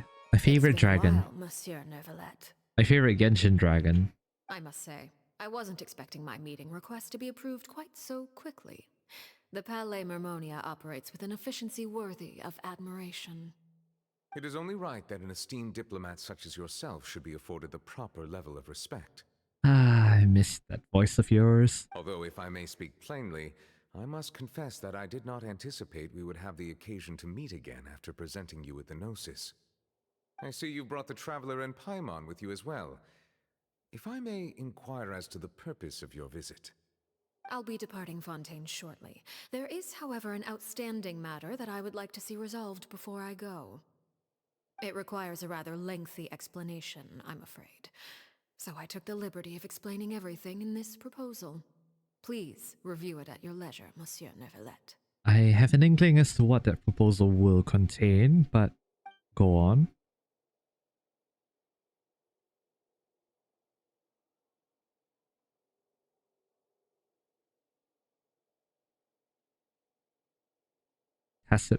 Tacit understanding.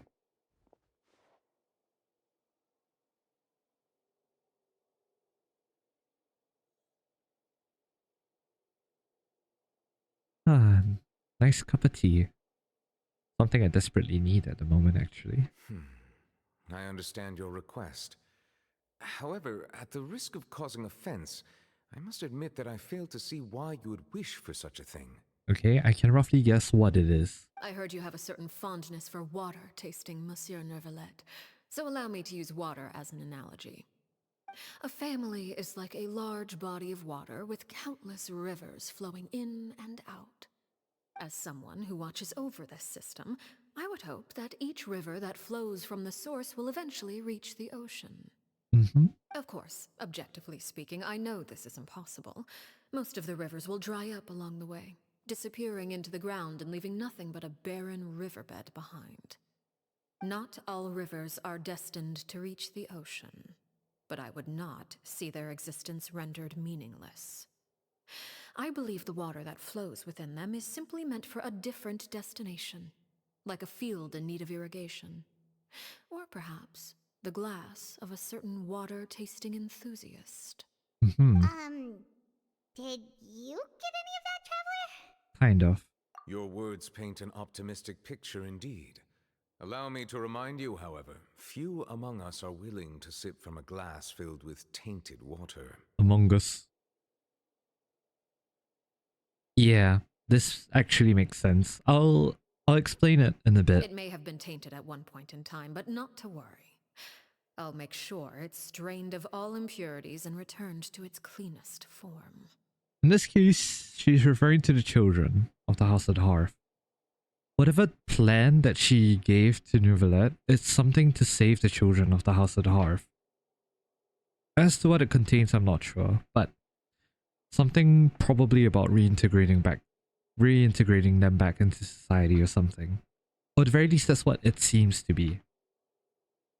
Given the external knowledge that we know, oh my god. And then talking about how tainted water, some people might not want to drink it. Basically saying not everyone will accept that. Because not everyone will accept the children of the House of the Hearth, especially because of, as they said earlier, the Fatui labeling. This is the first time my brain cells is actually being disactive at like 3+ AM. This is insane. I seem to recall there being a transactional aspect to your proposal. Perhaps you could expound on that? If you accept my proposal, Monsieur Neuvillette, I will gradually withdraw my forces from Fontaine. I see. And, unless absolutely necessary, I will no longer carry out any special missions within Fontaine. Because you already got the gnosis. I presume I can take your words to mean that, in the future, cases similar to the Tartuffe assassination will cease to cross my desk? The Tartuffe assassination? Tartuffe? Ah, that thief who embezzled funds from all those charities, you mean? My deepest condolences to his family, but without any evidence, I cannot imagine how the House of the Hearth might have been involved in his passing. That's the one from her teaser. Oh, damn. Okay. If you accept my proposal, Monsieur Neuvillette, I'm sure certain measures could be taken to reduce the frequency of such troubles. I see. You choose your words carefully indeed. In that case, I am inclined to accept your proposal. Nuvi is dealing very well with the grey areas. Something that I'm realizing. My thanks for your generosity, Monsieur Neuvillette. Interesting. Well, with that settled, we should be going now. I took the liberty of bringing along 2 bottles of spring water from Snezhnaya for you to enjoy. I do hope I get the chance to hear your impressions. Perhaps at our next meeting, yes? Indeed. I trust you would not overlook your commitment in the meantime. All right, Traveler Paimon. Time to go. Alright, thank you. Thank you, Nuvi. See you later. Love you, baby boo. Wait, let me talk to you. Hey! I believe I've told you before that my emotions easily resonate with those of others. Indeed. Yet in the few meetings I've had with that Harbinger, I haven't been able to sense any aspect of her emotional state. Her mind is like a still body of water. Who knows what darkness lies in its depths, and the lack of ripples on the surface gives nothing away. See, That's the thing about like quests like It's these. unclear whether this is her natural state of being, or whether it's an incredible strength of will that gives her the ability to master her emotions. Either scenario, however, suggests she is a very dangerous individual. You know what? I do not expect an explanation as to why you two are by her side. Whatever your reasoning, I would only advise you to take caution. Alright. Oh, sorry. Didn't mean to tarnish your furniture. Oh, good. Are you Dex of Fontaine? I don't know. Words are coming out of my mouth. I just want to say that, like, I like how, like, it's like little tidbits. For those people that watch all the trailers that they release, you get an idea of what is happening. For those that don't, you're sort of lost, but maybe you might get an inkling of it. It's just not that obvious yet. What exactly were you talking about back there? Paimon only heard you mention some rivers, a large body of water, and then some kind of irrigation scheme. You really want to know? I would imagine there might be more pressing concerns at the moment. Solution, do quests and watch trailers. No, but you see, the trailers are released before the quest. Winnie, Paimon really hopes everything's going okay.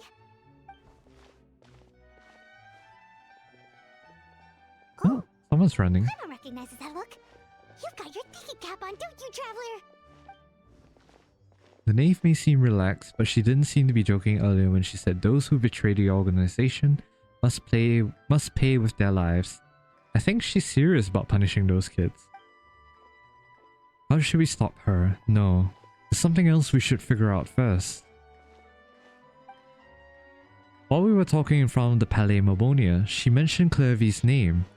Does that mean that she knew where Clervy was this entire time? Maybe she even anticipated how Linny and the others were going to act.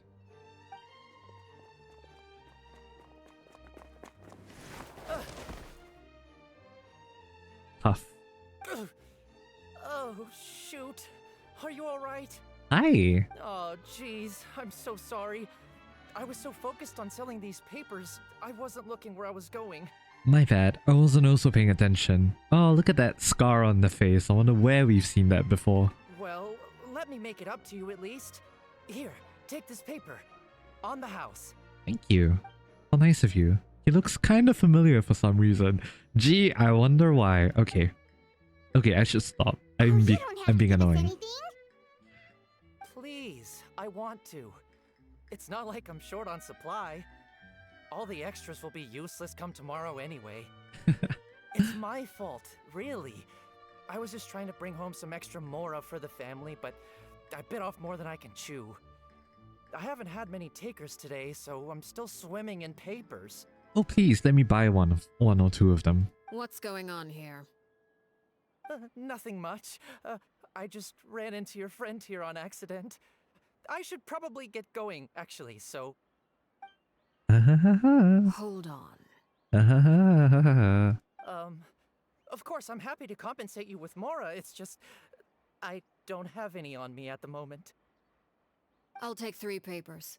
Here. Your payment. Oh! Thank you for your patronage. May the Archons bless you with good fortune. If only I had the chance to run into such generous customers every day. I should probably just take on a smaller inventory though, right? I'm getting married soon, so sometimes it's hard to not get ahead of myself. Anyway, I should head out. Goodbye! All the best. I think he does? I think he does recognize her. I don't think Arlecchino would have used any kind of mind wipe on them. Or maybe I'm wrong, because mind wipe does exist. But I don't think that happened. I just think that they're just feigning innocence. Like, you know, like, oh, hey, oh, hey, hi, dear stranger that I've never met before. You know? Yeah. It's like, hey, hi, person in chat whom I've definitely not met before in real life. Ah, thank you for coming in. Ah, you know? Totally didn't raise me for the best part of my life. Yeah, exactly. Now that my affairs are settled, we should take the boat back to Poisson. We've even acquired some light reading to enjoy along the way. Yeah. Totally have no idea who you are prior to this. Definitely not. Stick around for a little longer. Ah, Paimon. I just realized how hungry she is. She can't head back to Poisson on an empty stomach. Looks like Paimon is trying to buy us more time. If we head back now, I doubt Linny and the others will have made any progress. What should we do? Paimon's trying so hard. Like, okay, I admire her courage for doing that. Like, it's truly admirable, standing up to a Harbinger and everything. Of course, you know, given whatever knowledge us outsiders have, it's... yeah. It's a bit funny, to say the least, watching them try their best, but only to know that it won't probably end up well. It appears you two are under the impression that delaying our return will somehow alter the situation in your favor. I'm sorry to ruin your fantasy, but your efforts are meaningless. I also highly doubt that Paimon would have any appetite once we eat together. That being said, I could be persuaded to give Linny some extra time. I just have one condition. If you agree to my request, I'll even answer some of your questions. You're quite curious about Clairvy, are you not? And my relationship to her. Of course. Wait, why are you being so generous all of a sudden? You're not gonna ask us to do something bad, are you? You overestimate yourself. You don't have the talent for bad things. Yeah. Then what can you possibly... The most important consideration in a negotiation is that both sides receive something they want. Demands and threats only get you so far. True. Your condition? Let's hear it. Wonderful. Here it is. When the time comes, make the choice that you deem most appropriate in the situation, and lend your help to the House of the Hearth. I see. Okay, sounds normal enough. But what do you mean, when the time comes? When is that supposed to be? During the activation of Project Stuja is probably when. That is for you to decide. We accept your condition. All of this is going to play out in the later, like, really, really later parts of the story. We accept your condition. Then we have a deal. Follow me. I am like on edge and my brain cells are firing. Like my neurons are firing. Into the sunlight. Follow the knave to the nameless ruins. Oh. We're gonna go eat. Oh right, no, we're gonna... Sorry, my brain... Right after I said my synapses are firing. Right, we are going to learn more about Clairvy and I can never pronounce that right. Perrier the... Perrier the bottled water. Yeah. The sparkling bottled water that is, for some reason, really expensive. My synapses were in fact not firing. Indeed, they were not. That is straight. Perrier the bottled water. Why is it... Hold on. Oh. I didn't even realize I was walking into a boundary. Whoop. I will be fine. How about we explore the area ahead of us later? We're off, Paimon. On Asus East. Alrighty. So this is where I'll be fine. I'll be fine. Yeah. What is this place? The place where the previous knave was defeated. Somewhere long forgotten by everyone. It used to be a grand building. Now it's nothing more than a pile of rubble. That is a lot of damage. No one comes here anymore. Nor does anyone care about what once happened here. Although, this place does have something to do with the story I'm about to tell you. It was before I became a Harbinger, and before Linny and the others joined the House of the Hearth. Due to certain events, I first killed Clairvy and then her mother. And this is where it all happened. You were the one that killed Clairvy? Why? Yeah, this is the part that we don't know. Patience now. Allow me to explain Clairvy's side of the story first. I'll start from the beginning. Clairvy was 6 years old when she was brought by her mother, Crucibina, to live in the House of the Hearth. From the outside, it seemed like a fairy tale. A thriving family made up of kind adults and friendly children. Huh. Crucibina was the knave at that time, and the House of the Hearth was under her control. She was Clairvy's mother by blood, but she was also the mother to all the children in the house. Clairvy was happy here, for a time. But she quickly realized that being part of this family wasn't a fairy tale at all. It was a kind of purgatory. Purgatory? Exactly. The House of the Hearth takes in war orphans from all over Tevat. But as for how to raise them, that depends entirely on the person in charge. Crucibina came up with a novel idea. She would teach the children to fight, force them to duel each other, and then crown as the king of the house the child who proved themselves most worthy of inheriting her title. It's difficult to estimate the number of children who died or were maimed in the process. There's little I can say about the ones who died. The ones that emerged with permanent injuries, on the other hand, well, they still served a purpose. They would be handed over to the doctor to be experimented on, or sent away on dangerous missions. Nothing more than tools to be used and then discarded. Damn. So those were the experiments Clairvy was talking about. But what actually happened to her? You said that Clairvy was Crucibina's daughter, so if Clairvy tried to convince her to stop what she was doing, Crucibina probably would have listened, right? Nope. Despite being Clairvy's mother, Crucibina cared little for her daughter. She forced Clairvy to join the House of the Hearth only as a means to demonstrate her own impartiality as a mother. God damn. To prove that she treated all her children equally. Some parents do not deserve children, and that point stands very clearly here. Clairvy did try to convince her mother to change her ways, but it was to no avail. After her efforts failed, the only other option was to rise up and try to fight back. Unfortunately, the other children had already been thoroughly indoctrinated into the illusion of happiness Crucibina had created. Oh boy. Of course, there was one exception. Someone Clairvy's age who knew the truth about the House of the Hearth. Her name was Peruere. Peruere. Harry. Wait, the friend that Clairvy mentioned? Yep. Friend, huh? I suppose we can call her that for now. Clairvy was a cheerful and passionate person with a tenacious spirit.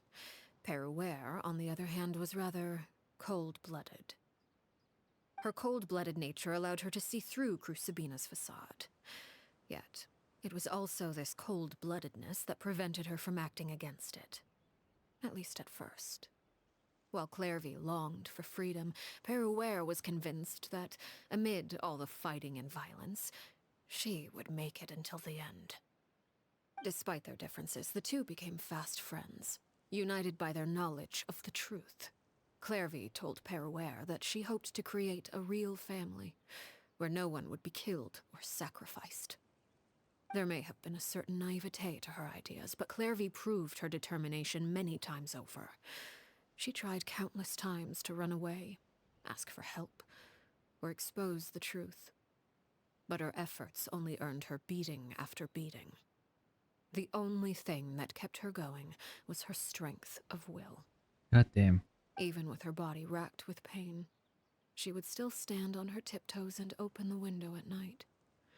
She and Peruere would look out at the moon together, a fierce longing for freedom shining in her eyes. But one day that light simply vanished. Oh. Oh no. What happened? Her hopelessness resulted from a culmination of things. 10 years had passed.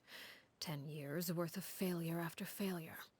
She and Peruere weren't children anymore, but finding any chance to escape still seemed as hopeless as ever. It was during this time that Peruware suggested a new plan. If escaping was out of the question, why not take down the very person sitting on top of this throne of lies? Mother herself. I see. Clairvy rejected that proposal. She claimed that as a famous harbinger, Crucibina possessed an unimaginable amount of power. Trying to kill her would have an incredibly low chance of success. Clairvy became realistic. Clairvy never gave another reason, but Peruware could see it written all over her face. Clairvy still thought of Crucibina as her mother. Killing her own flesh and blood was a line she couldn't bring herself to cross. Fair enough. I don't blame you for that. If she couldn't escape and fight back, then only one option remained. Death. Precisely.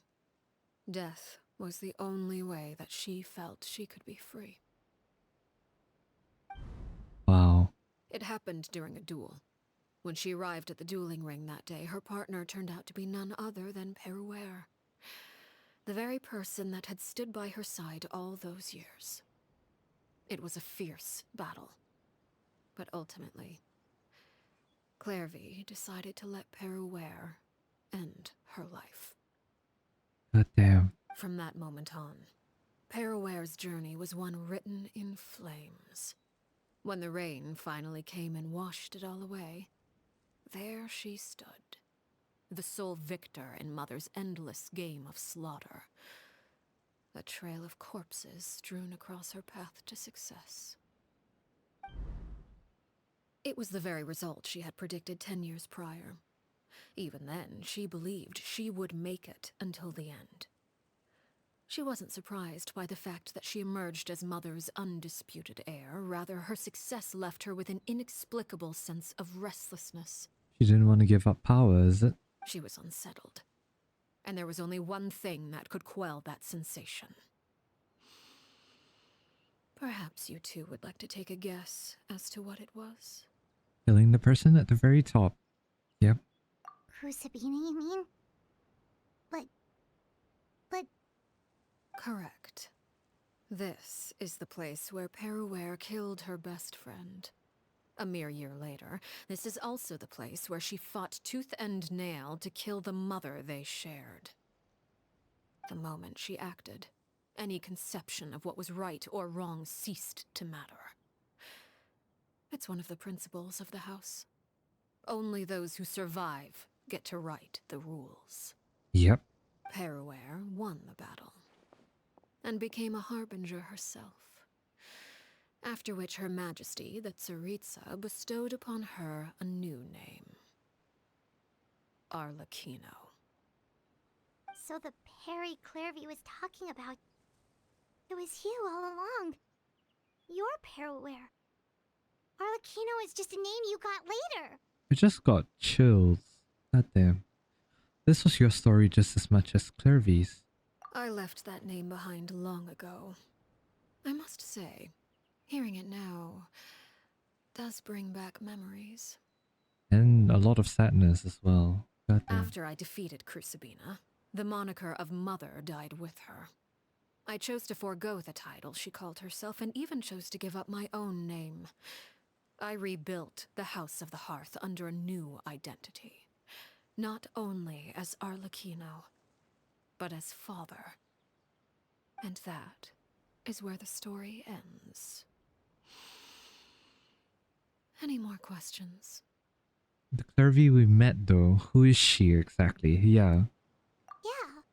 Based on what you just told us, Clairvy wasn't a little kid when she was killed. So the Clairvy we met... Was she really a spirit at all? I suppose you could call her an illusion born of flame. Her existence is like ashes to a fire. Something left over in the wake of blaze and ruin. Mm-hmm. You see, a certain power runs through my veins. It's not unlike a curse.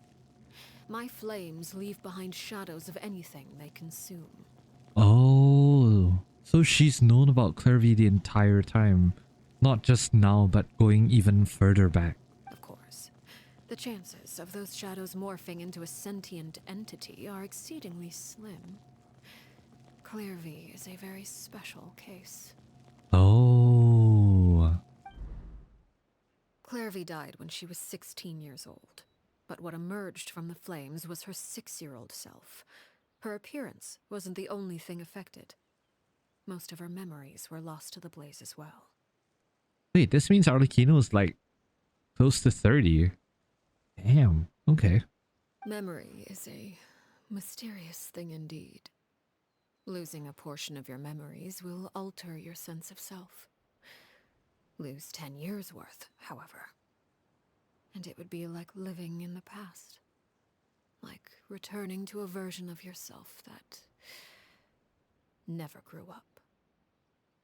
Damn. No wonder Paimon got such a weird feeling when we were talking to her.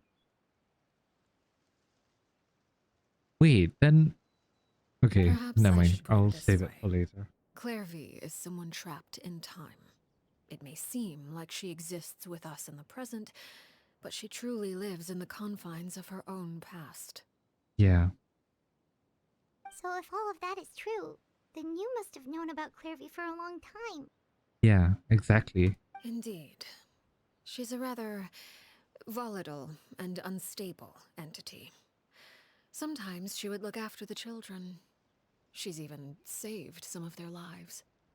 That is pretty cool of her. But other times, she would hide from me and become obsessed with revealing the truth about the house to anyone who will listen. Shadows don't have the capacity to learn or grow. Any new information they encounter is quickly forgotten over time. And I would assume you would have tried to change it. Your Yeah. attempts to expose Clairvy to sunlight. They failed, yes? The reason is actually quite simple. In Clairvy's mind, the house is impossible to escape.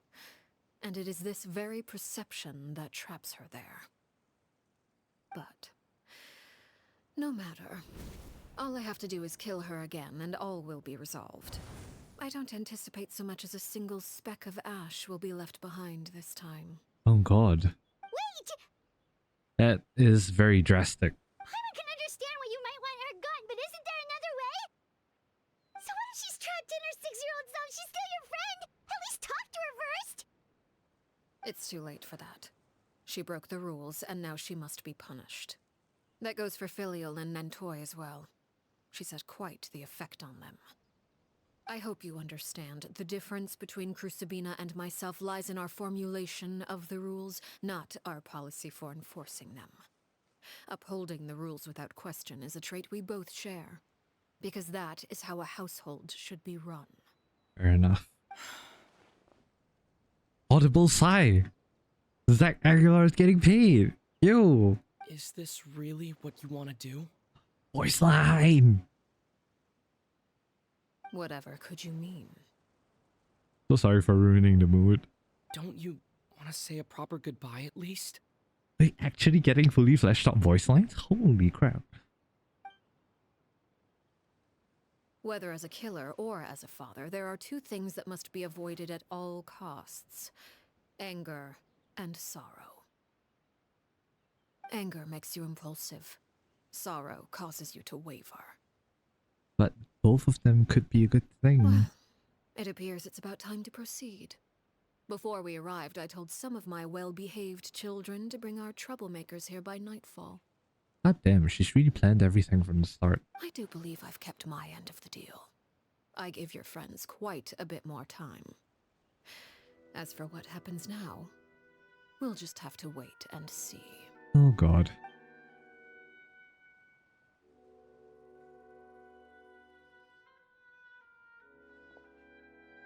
Here they are, Father. Oh god. Ah, you gonna execute him? Seeing something like that would actually be a first for me. That's not something I want to hear you say. Lenny! Clairvy. She's still in the shadows. Holy crap. I'm sorry. I heard about how you helped buy us more time, but I still failed. I couldn't find a way to fulfill her wish.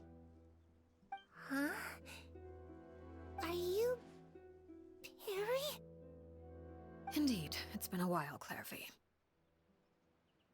Harry! Shh. Stay right there. I'm sorry to postpone our reunion, but first I believe certain scores need settling. God damn. Oh no. Father, let me explain. Out of my way. Damn. You chose to conceal a threat to the house, and for that, you must be punished.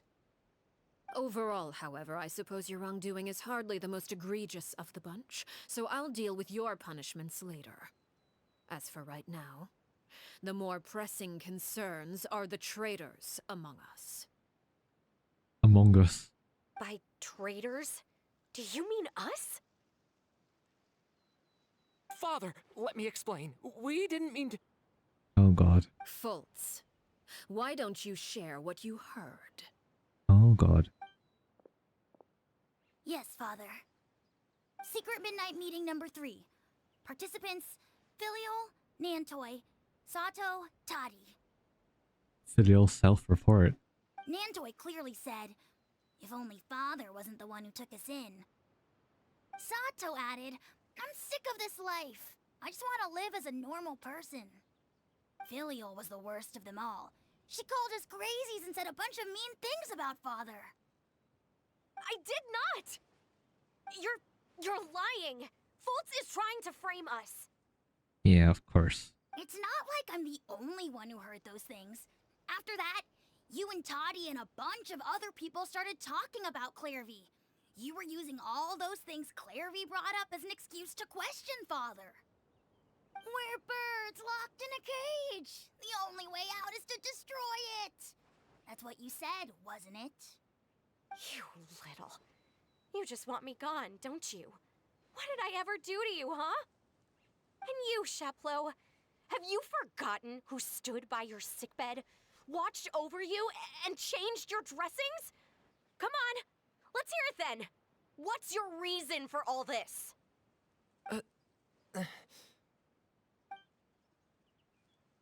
You're wrong, Filial.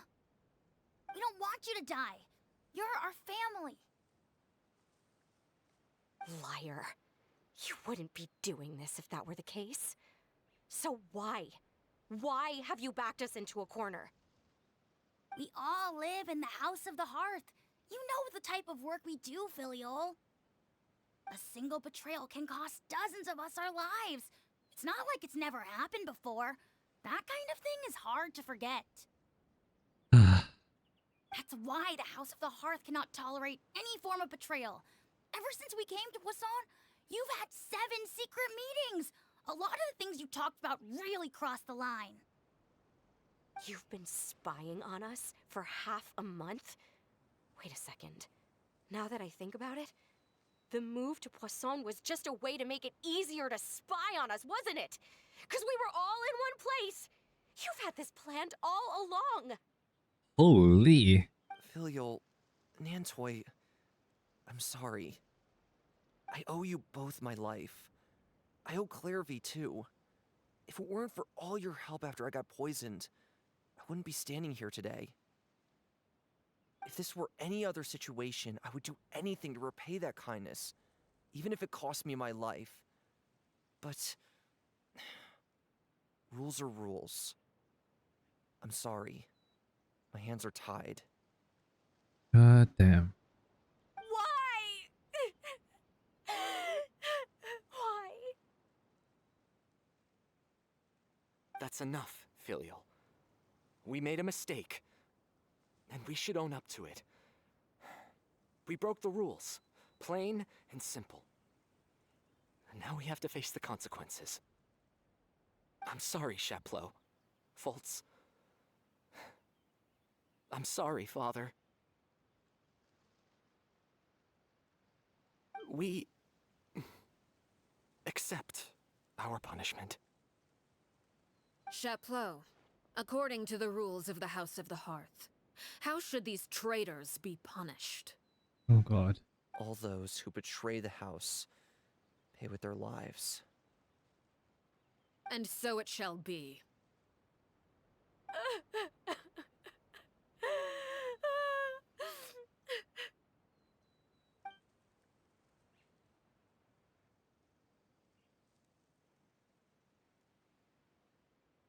Father, please wait! Oh, Something you want to say, Linny? Please reconsider, Father. What Filial and the others did, does it really count as betrayal? We all come from broken families. From the very first day we joined the House of the Hearth, we wanted nothing more than to make it a real home. But the truth is, none of us know what a real home should look like. damn. I'm not saying I have all the answers. All I know is this. Killing Filial and the others may uphold the rules, but doing so will only bring us further away from being a real family than we've ever been. So please, Father, please reconsider. I agree with Linny. Father, please. Linny, you... Damn. I also agree with Linny.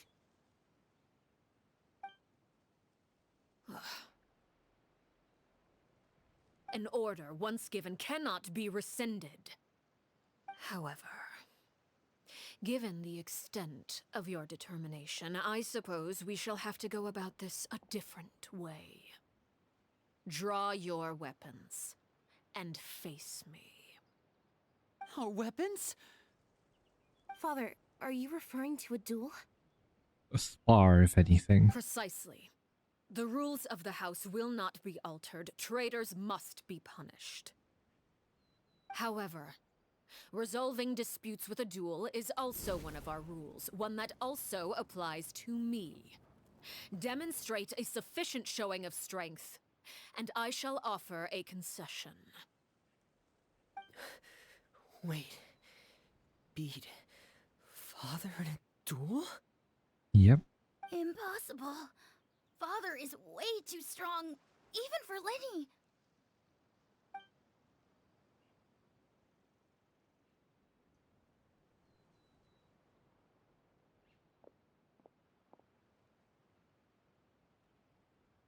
Damn.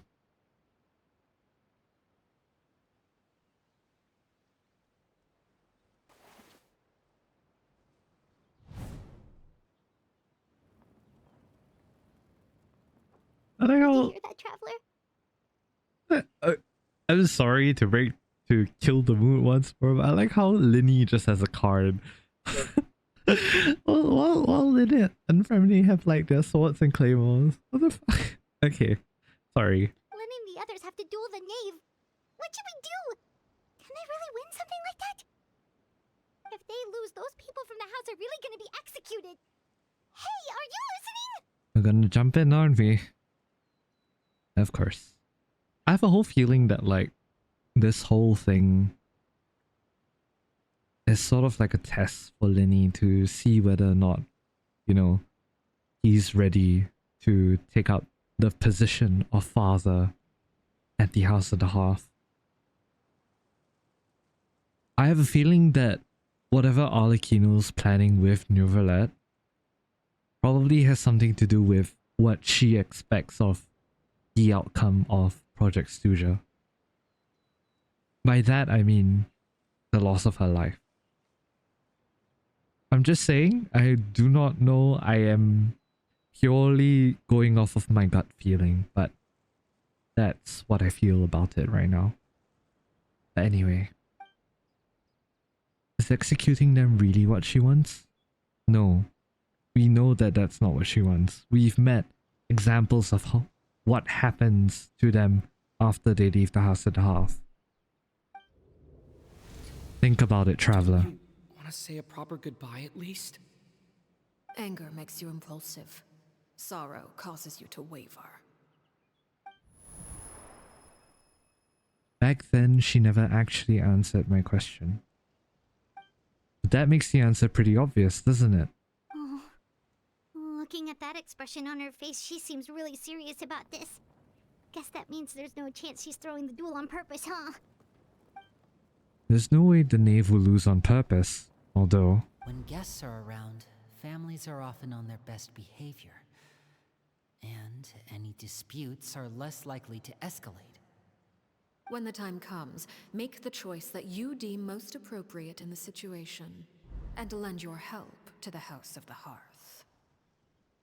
so this is that time then. What's wrong, Traveler? Hey, where are you going? Traveler?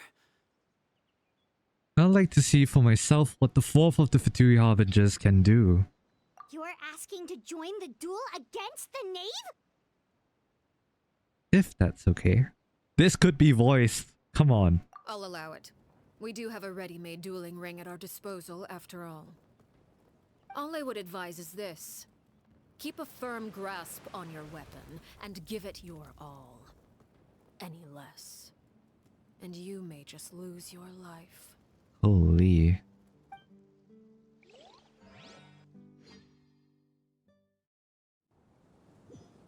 Cutscene? Cutscene? Oh, immediately. Hi. Hi, that scythe looks really cool. What do you do? Oh, everyone else is on the side. Holy crap. Why the hesitation? That is... Okay. With these rising flames. Oh! Hey, Linny. Incoming. Hey! I hear everything.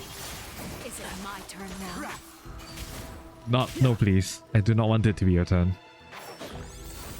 Cut to the chase. Where are you? Oh, well. With these rising Oh, flames. wait. Lynette? Keep up. Sorry, I got distracted there. Oh, okay. Let the show begin. Hi. Woo! Feisty, are we? How amusing. If I really have to draw my blade, then... Oh, Fremine. I see that help. Where did you go? Running is of little use. Oh no. That's not gonna be good. The countdown has begun. After clearing a blonde of life, your next charge attack will unleash Scarlet Knight, right? Crap. How I do that is this.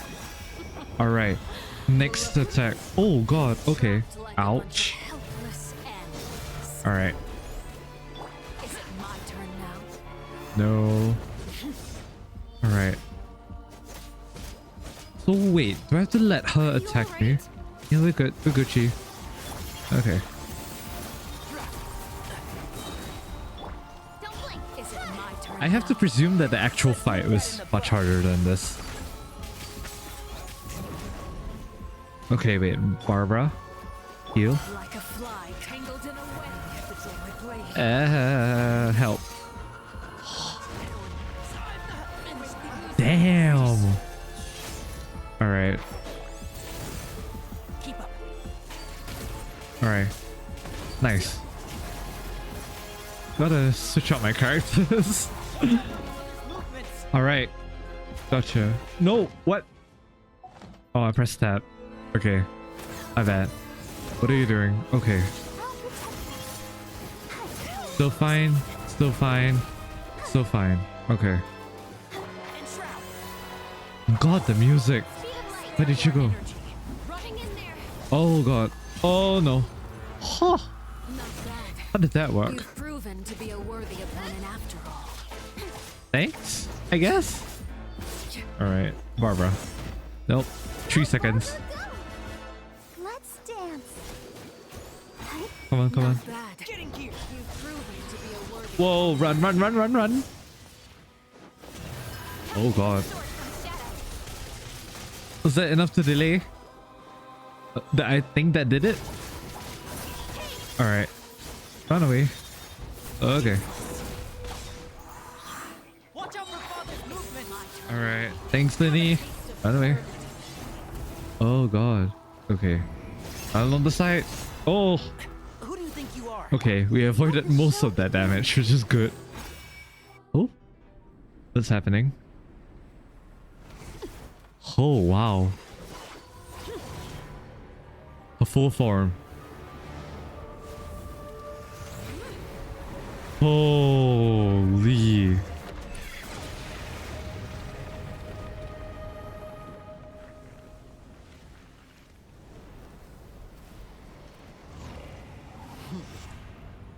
Spindle of Two Worlds Flames per.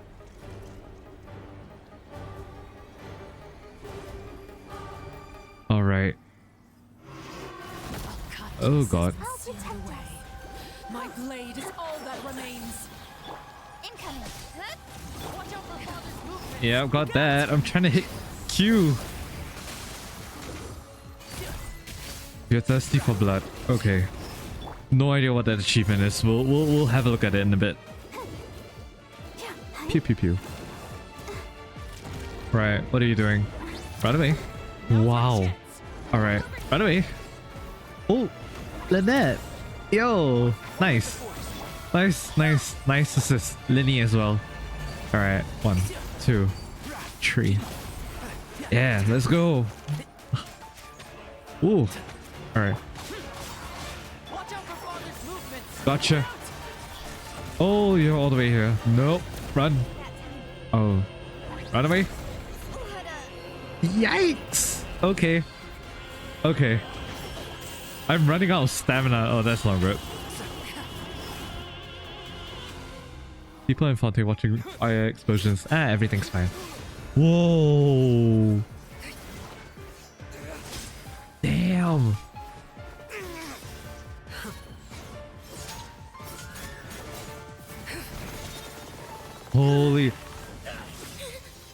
Holy shit. You should know better than to crowd in one place. She's teaching them fighting skills. Oh god. Come on. Oh god. Oh, I know. No! Whoa. Oh. I'm sorry, Father! God damn.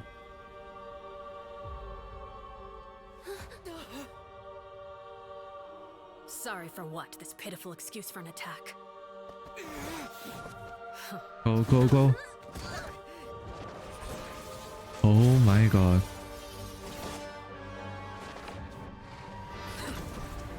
Oh. Whoa. Whoa.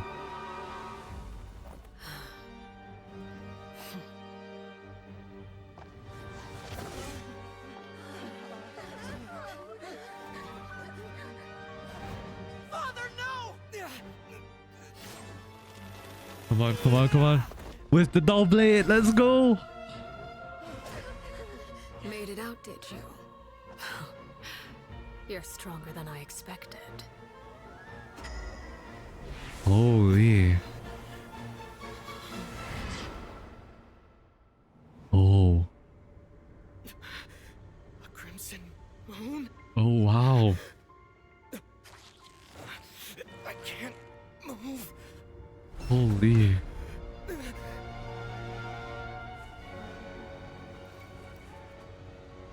No.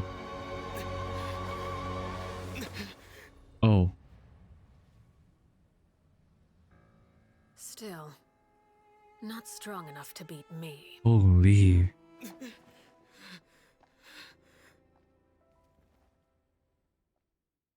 She wasn't gonna kill you. I knew it. Notice how she could have killed Lenny, Lynette, Fremine, but instead immobilized them.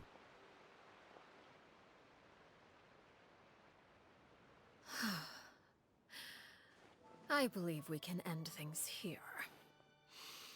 It's not often that we get to enjoy the company of guests, after all. We wouldn't want things to get too out of hand. I will know. Okay, I know what Paimon's gonna say next. It's gonna be like, huh? What? What happened? Why did you? Blah, blah, blah, blah. Brother, are you alright? God damn. Lenny. Given that I am the victor of this duel, as agreed, the punishment stands. God, the way they look so fearful for their lives, though. God damn. Oh god. I never thought things would end like this. You have a lot of faith in Lenny. However, and gang. Everyone involved in the duel demonstrated a remarkable level of strength and determination. In light of this, I'm prepared to change the method of execution. All right. Elwar, the bottled flames I gave you for safekeeping. Do you still have them? Yes? I wasn't sure what they were for, but I've kept them super safe. I didn't lose a single one. Wonderful. Then, in just a moment, I'll have you administer them. Bottled flames? Indeed. They're the product of a secret experiment. Under certain special circumstances, flames can be extracted from my person and preserved. Ooh. Once ingested, searing pain will spread across every inch of your body. No harm will come to you physically, but your memories will be burned away.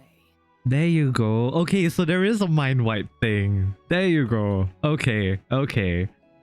If you can withstand the pain, when you awake, you'll have forgotten everything you know about the House of the Hearth, and will be expelled from the organization. See guys, I told you.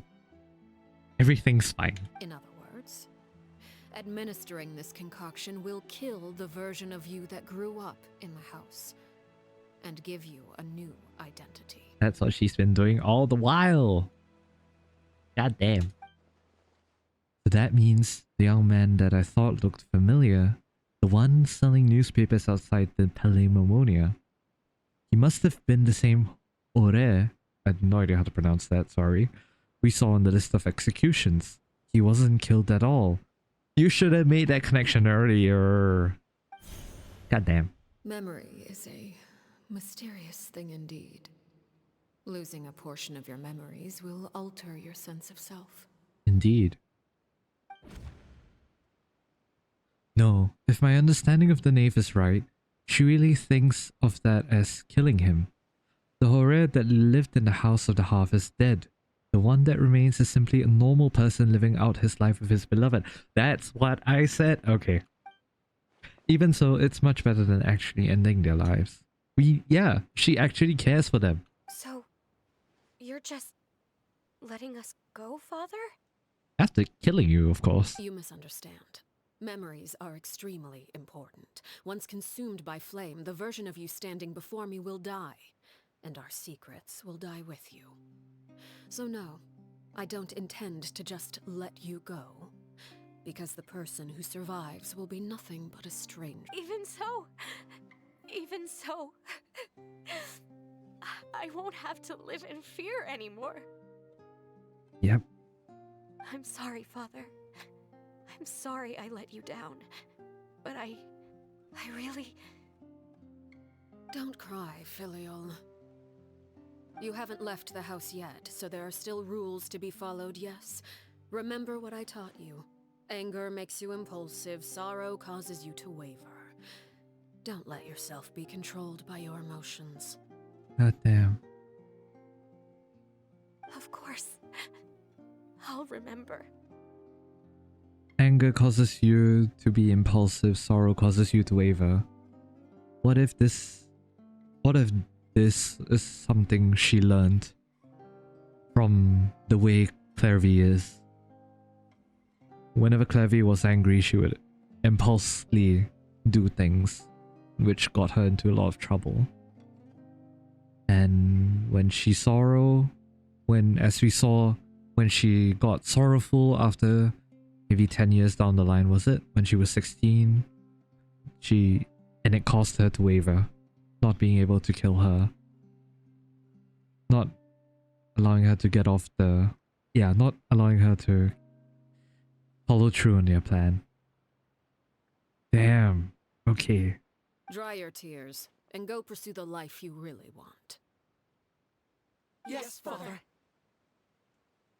God damn. Chaplot, Foltz, Elwar, take them back to Poisson. And bring Linny and the others as well. I prepared 3 extra vials of bottled flames. As for whether to take them, the choice is yours. Goodbye, children. The next time we meet, I will no longer be your father. Oh God. Thank you for all you've done for the house. I hope you have bright futures ahead of you. Her voice sounds like it's wavering at the end. Or maybe it's just me. I don't know.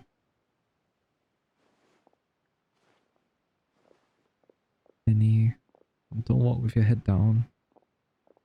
Father. Let's go.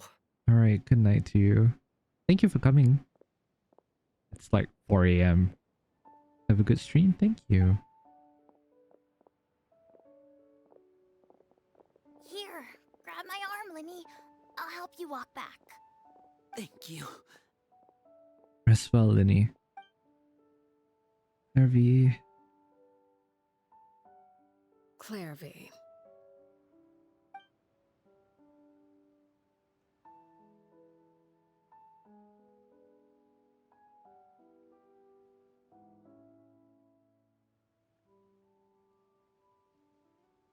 Can we talk now?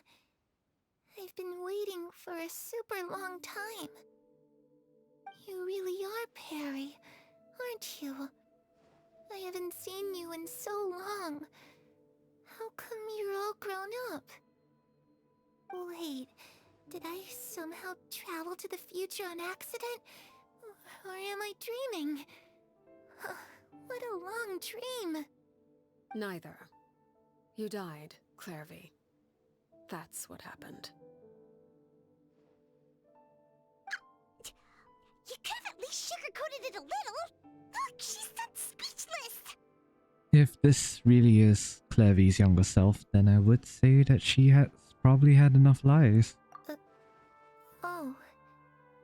Okay then. Huh? That's it? You accepted it just like that? I mean, what do you expect her to do? Yep. If that's what Perry says happened, then I believe her. Perry wouldn't lie to me.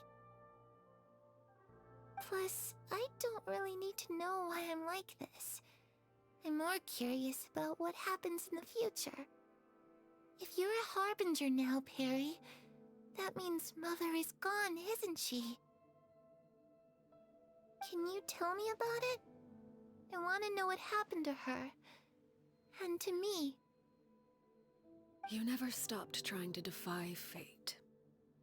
At first, no one believed you. You could only vent your frustrations to the moon. In fact, you often sought comfort in the night sky.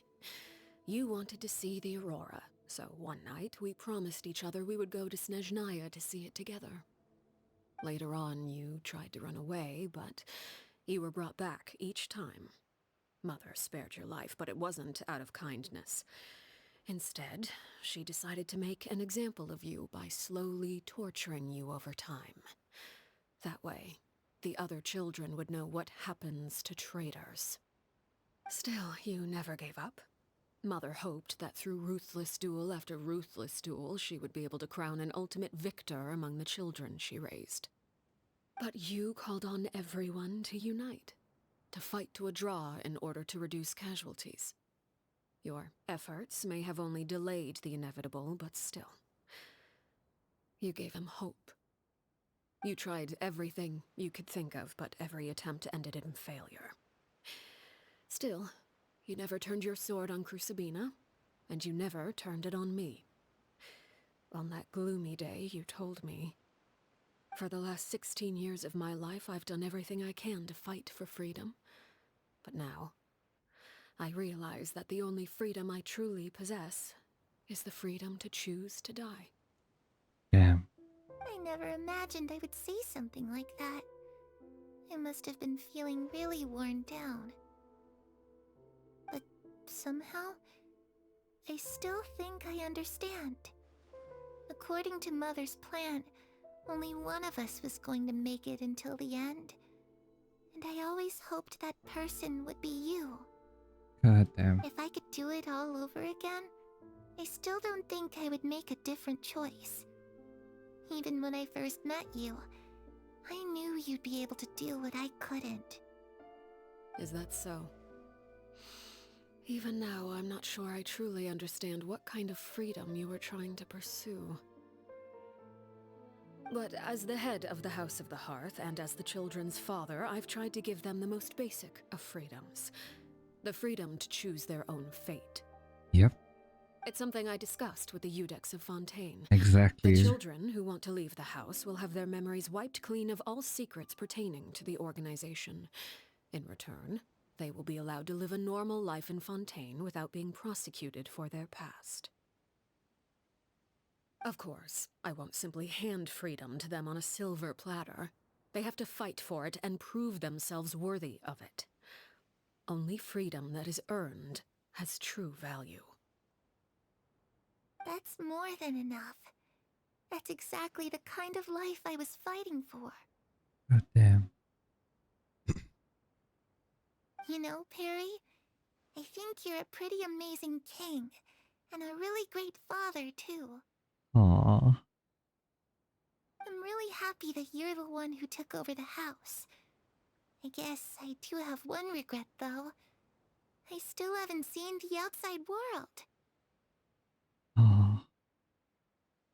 Well, it just so happens that our dear guests over here have been to many nations and traveled to countless places. Aww. Perhaps they would be willing to tell you what the outside world is like. Really? Of course!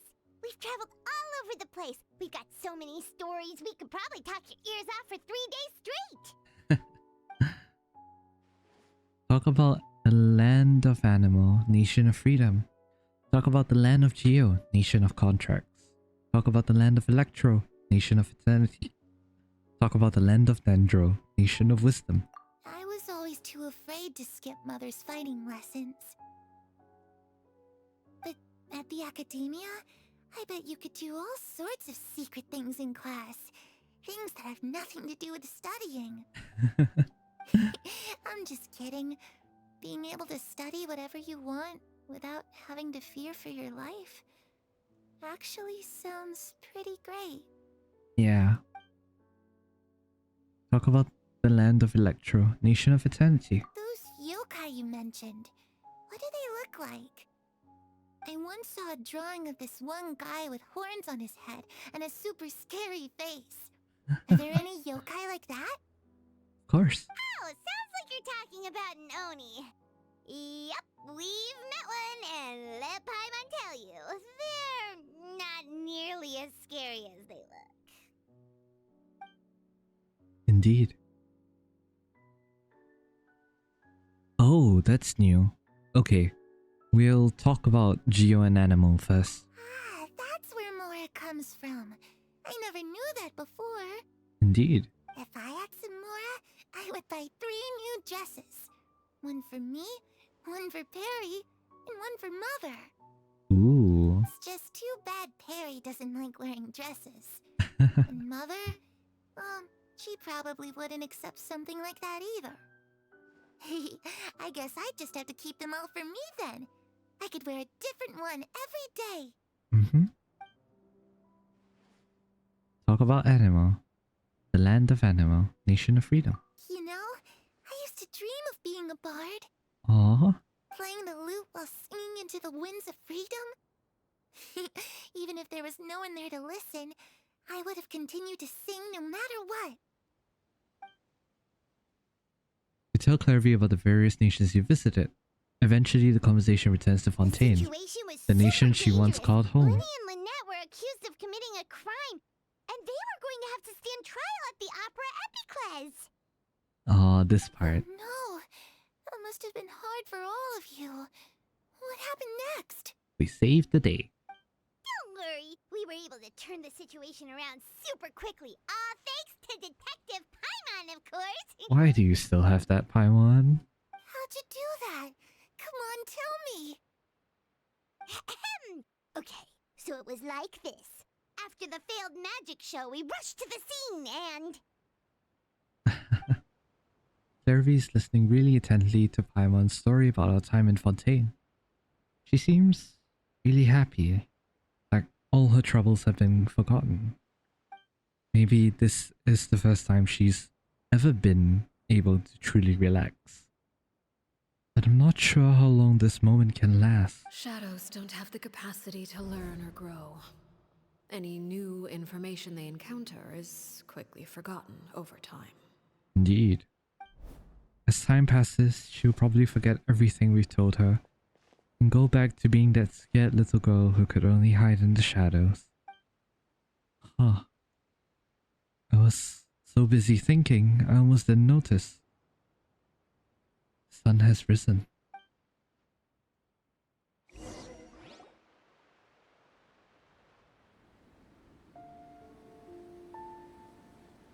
Clairvy, you've worked tirelessly from the shadows to overthrow the House of the Hearth.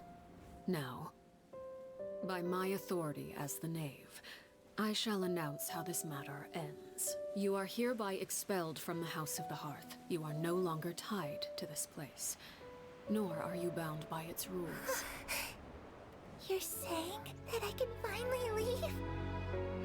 I get to experience the outside world as well?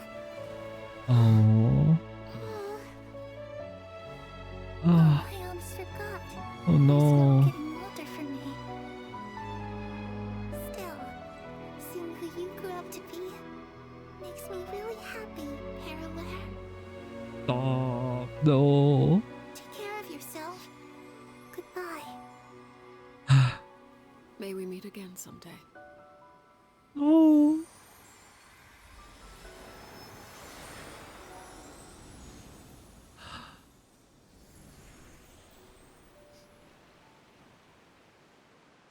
I don't want to point out the bloody imagery too, but notice how during that entire thing, Arlecchino was still in the shadows, while Clairvy was in the sun. Obviously, it's attributed to both of their personalities, sure, but it shows how, despite everything, Arlecchino still hasn't managed to attain freedom. Or at the very least, the freedom that was given to Clairvy. Oh, God. I have tears from that. Fuck you, Oyobus. How many times does this make? Oh my God. You should keep a cry counter somewhere. She left so soon. Paimon didn't even get to finish her story. It's okay. I also have certain sentiments left unsaid. We could tell. Did you hear how her voice quivered at the end there? God. I wanted to tell her that the aurora I saw in Snezhnaya was just as beautiful as the ones in the pictures. No. But a shadow's memories reset at dawn. Had we delayed any longer, we wouldn't have had the time to say goodbye. So you go through this every day? Whatever regrets may linger, let them be lost to the coming of a new day.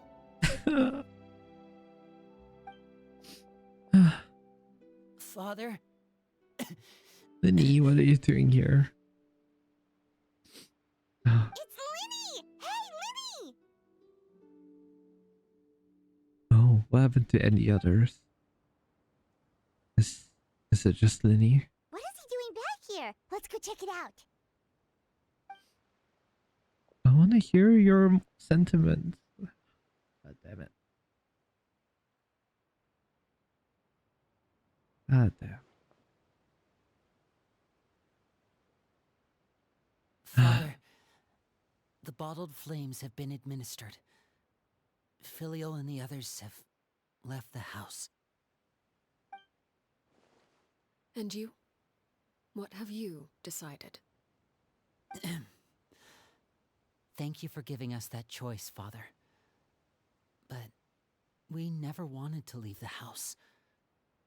It's the only home we've ever known. Damn. Lynette and Fremine feel the same way. They're recuperating back at the Hotel Bouffe d'été. But I decided to come back and tell you where we stood. I'm sure you're well aware of the expectations I have for you. I want you to follow in my footsteps and become the next king of the house. Mm-hmm. Yet you seem to have different ideas. I must admit, I'm rather surprised by your decision to stay. There's nothing wrong with choosing to live a quiet life. Leading this organization is a heavy responsibility, one not so easily carried by someone forced onto the throne. I just never understood what you saw in me. What made you believe I was deserving of that throne? You're brave, talented, and, most importantly, you cherish your family. Damn. You would do anything to protect them, even if it costs you your life. Just like a real father would.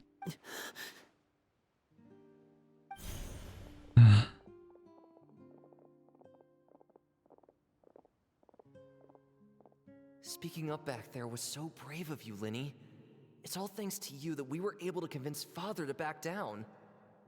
You're a hero, Linny. Aww. Hero. Father is the real hero. Had Father gone all out during the duel, there's no way I would have walked away with my life. Yep. She must have had it all planned from the beginning, from the very moment she suggested a duel. Indeed. I'm not deserving of that title. I'm not strong enough or smart enough. You're wrong. In my opinion, all you need to be deserving of the throne is conviction and the necessary strength to act on it. We may have different ideas of what it means to be a family, but you can hardly be said to lack conviction. What you truly lack is strength. For someone of your talent, though, that's something that will come with time. Even without that strength, you still chose to face me in a duel, even though the odds were stacked against you. That capacity to honor your convictions is what I truly see in you. Father. No one knows what the future holds, what tragedy or triumph may be in store. Being at the head of this organization requires the strength of will to face whatever comes. Caution will only hold you back. If reaching a certain standard were required to go after what you want, I would never have succeeded in killing my predecessor. Back then, there was still a considerable gap between our abilities. Yep. Strength may decide the ultimate victor, but those who let a lack of strength dictate their decisions or undermine their convictions will never be worthy of the throne. Very true. I understand, Father. Thank you. Children must grow up to surpass their parents. Only then can a family continue to flourish. The road ahead is not an easy one, so I'll ask you one last time. Are you certain you want to stay? You've done so much for me, Father, and that kindness must be repaid. Plus, with Project Stuja at hand, there are many dangers ahead, and I, for one, don't intend to back down. Damn. Protecting my family at all costs. That's my conviction. Then you're welcome to stay. As for Project Stuja, you need not be too concerned. If those cowardly businessmen and heartless dignitaries try to take us down, I'm prepared to teach them a lesson. Please do, by all means. Having members who longed for the light was our organization's last weakness. With those members no longer among our ranks, the House of the Hearth is like a spider hiding in the shadows. We need only wait for our prey to come to us. At present, our imperative is to use their plan to our advantage. In doing so, a crimson moon shall rise amid the frigid blizzards of winter. No demonstration of loyalty shall go unrewarded, and no sacrifice shall be in vain. Damn. As for the two of you, whether we meet again as friend or foe, I'll remember the camaraderie we shared in this moment. Hopefully as friend. No matter how arduous the journey ahead, I hope we both reach our desired destination. Wait until 2 days later. Alright.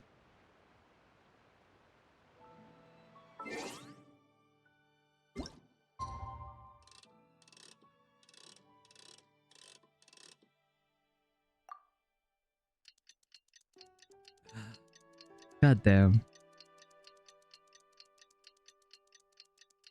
I will say, although it was like, although hindsight is like 2020, not knowing how the quest had an effect on you is a very, very amazing thing. The way they've written it is very, very well done. I love the character development and everything. Holy crap. The value of knowledge. Didn't Linny say that Lynette and Fremine were recovering at the Hotel Bouffe d'été? Oh, Paimon wonders how they're doing. Maybe we should go check on them. Indeed. Alright. Let's head there. Probably have to teleport here. Alright.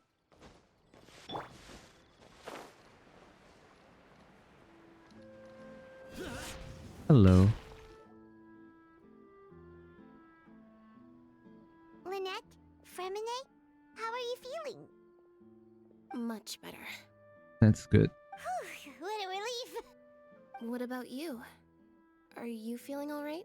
There's no need to worry. I'm red as rain. I knew you'd come out unscathed.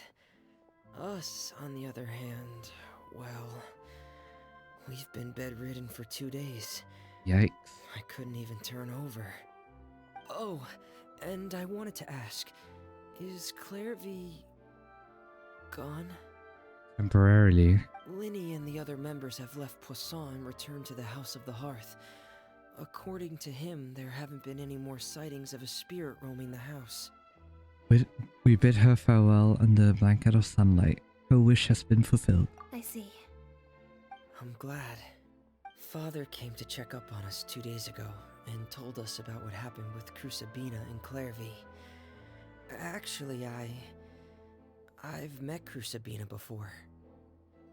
Huh. Wait, what? You've met the former knave? Crusabina died a year after Clairvy.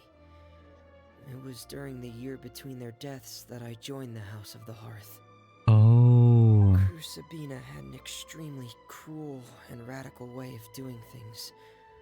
While she was alive, the atmosphere in the house was suffocating. When I joined, though, the experiment she valued so much had already come to an end, and all the people involved, dead and injured alike, were gone.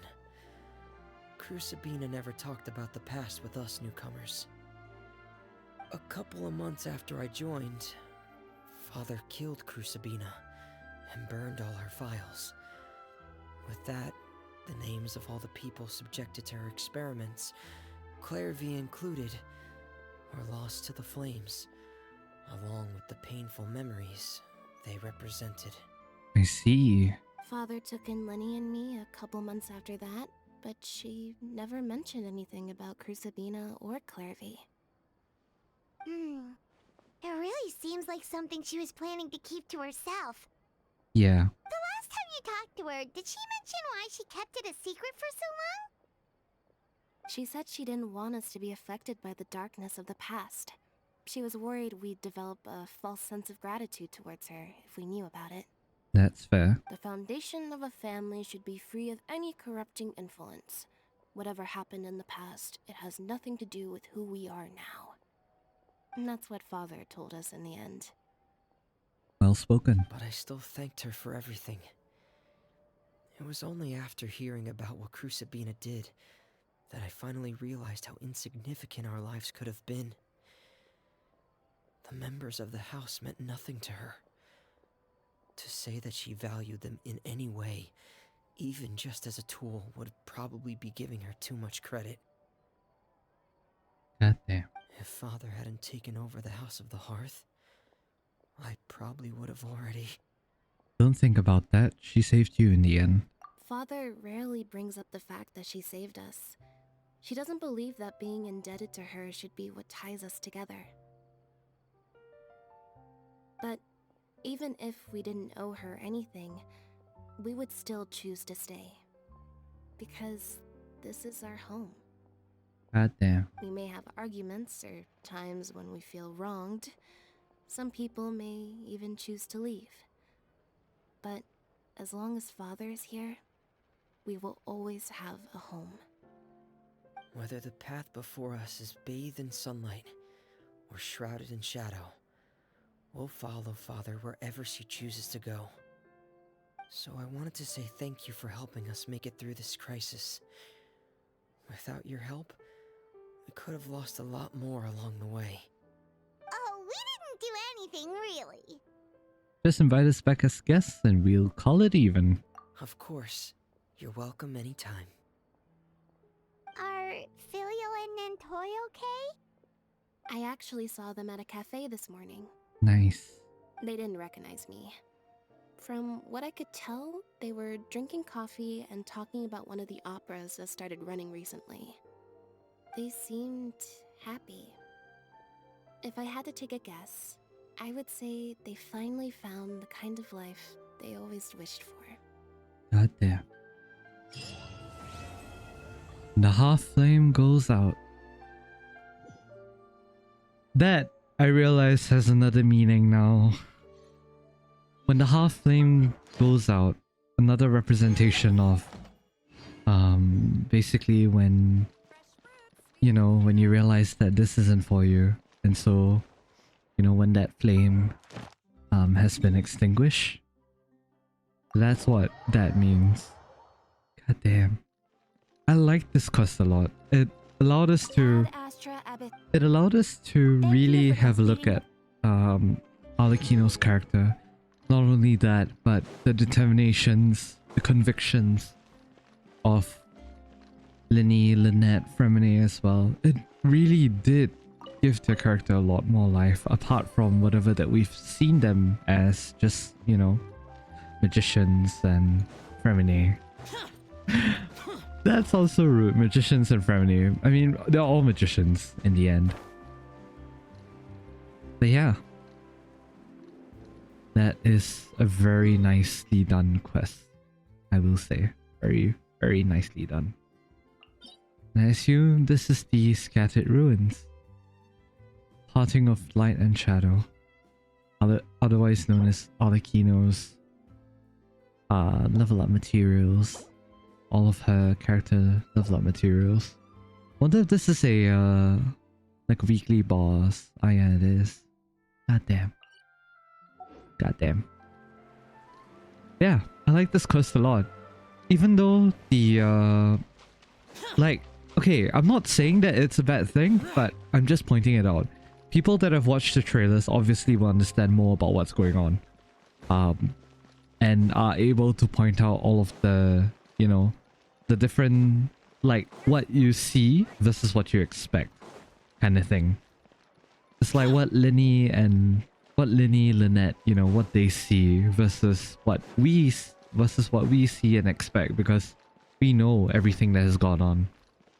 And I think it's so nice to have that little, like, contrast, because obviously we're supposed to be taking the perspective of characters that don't experience what we experience, and I think that's a very nice perspective to take on.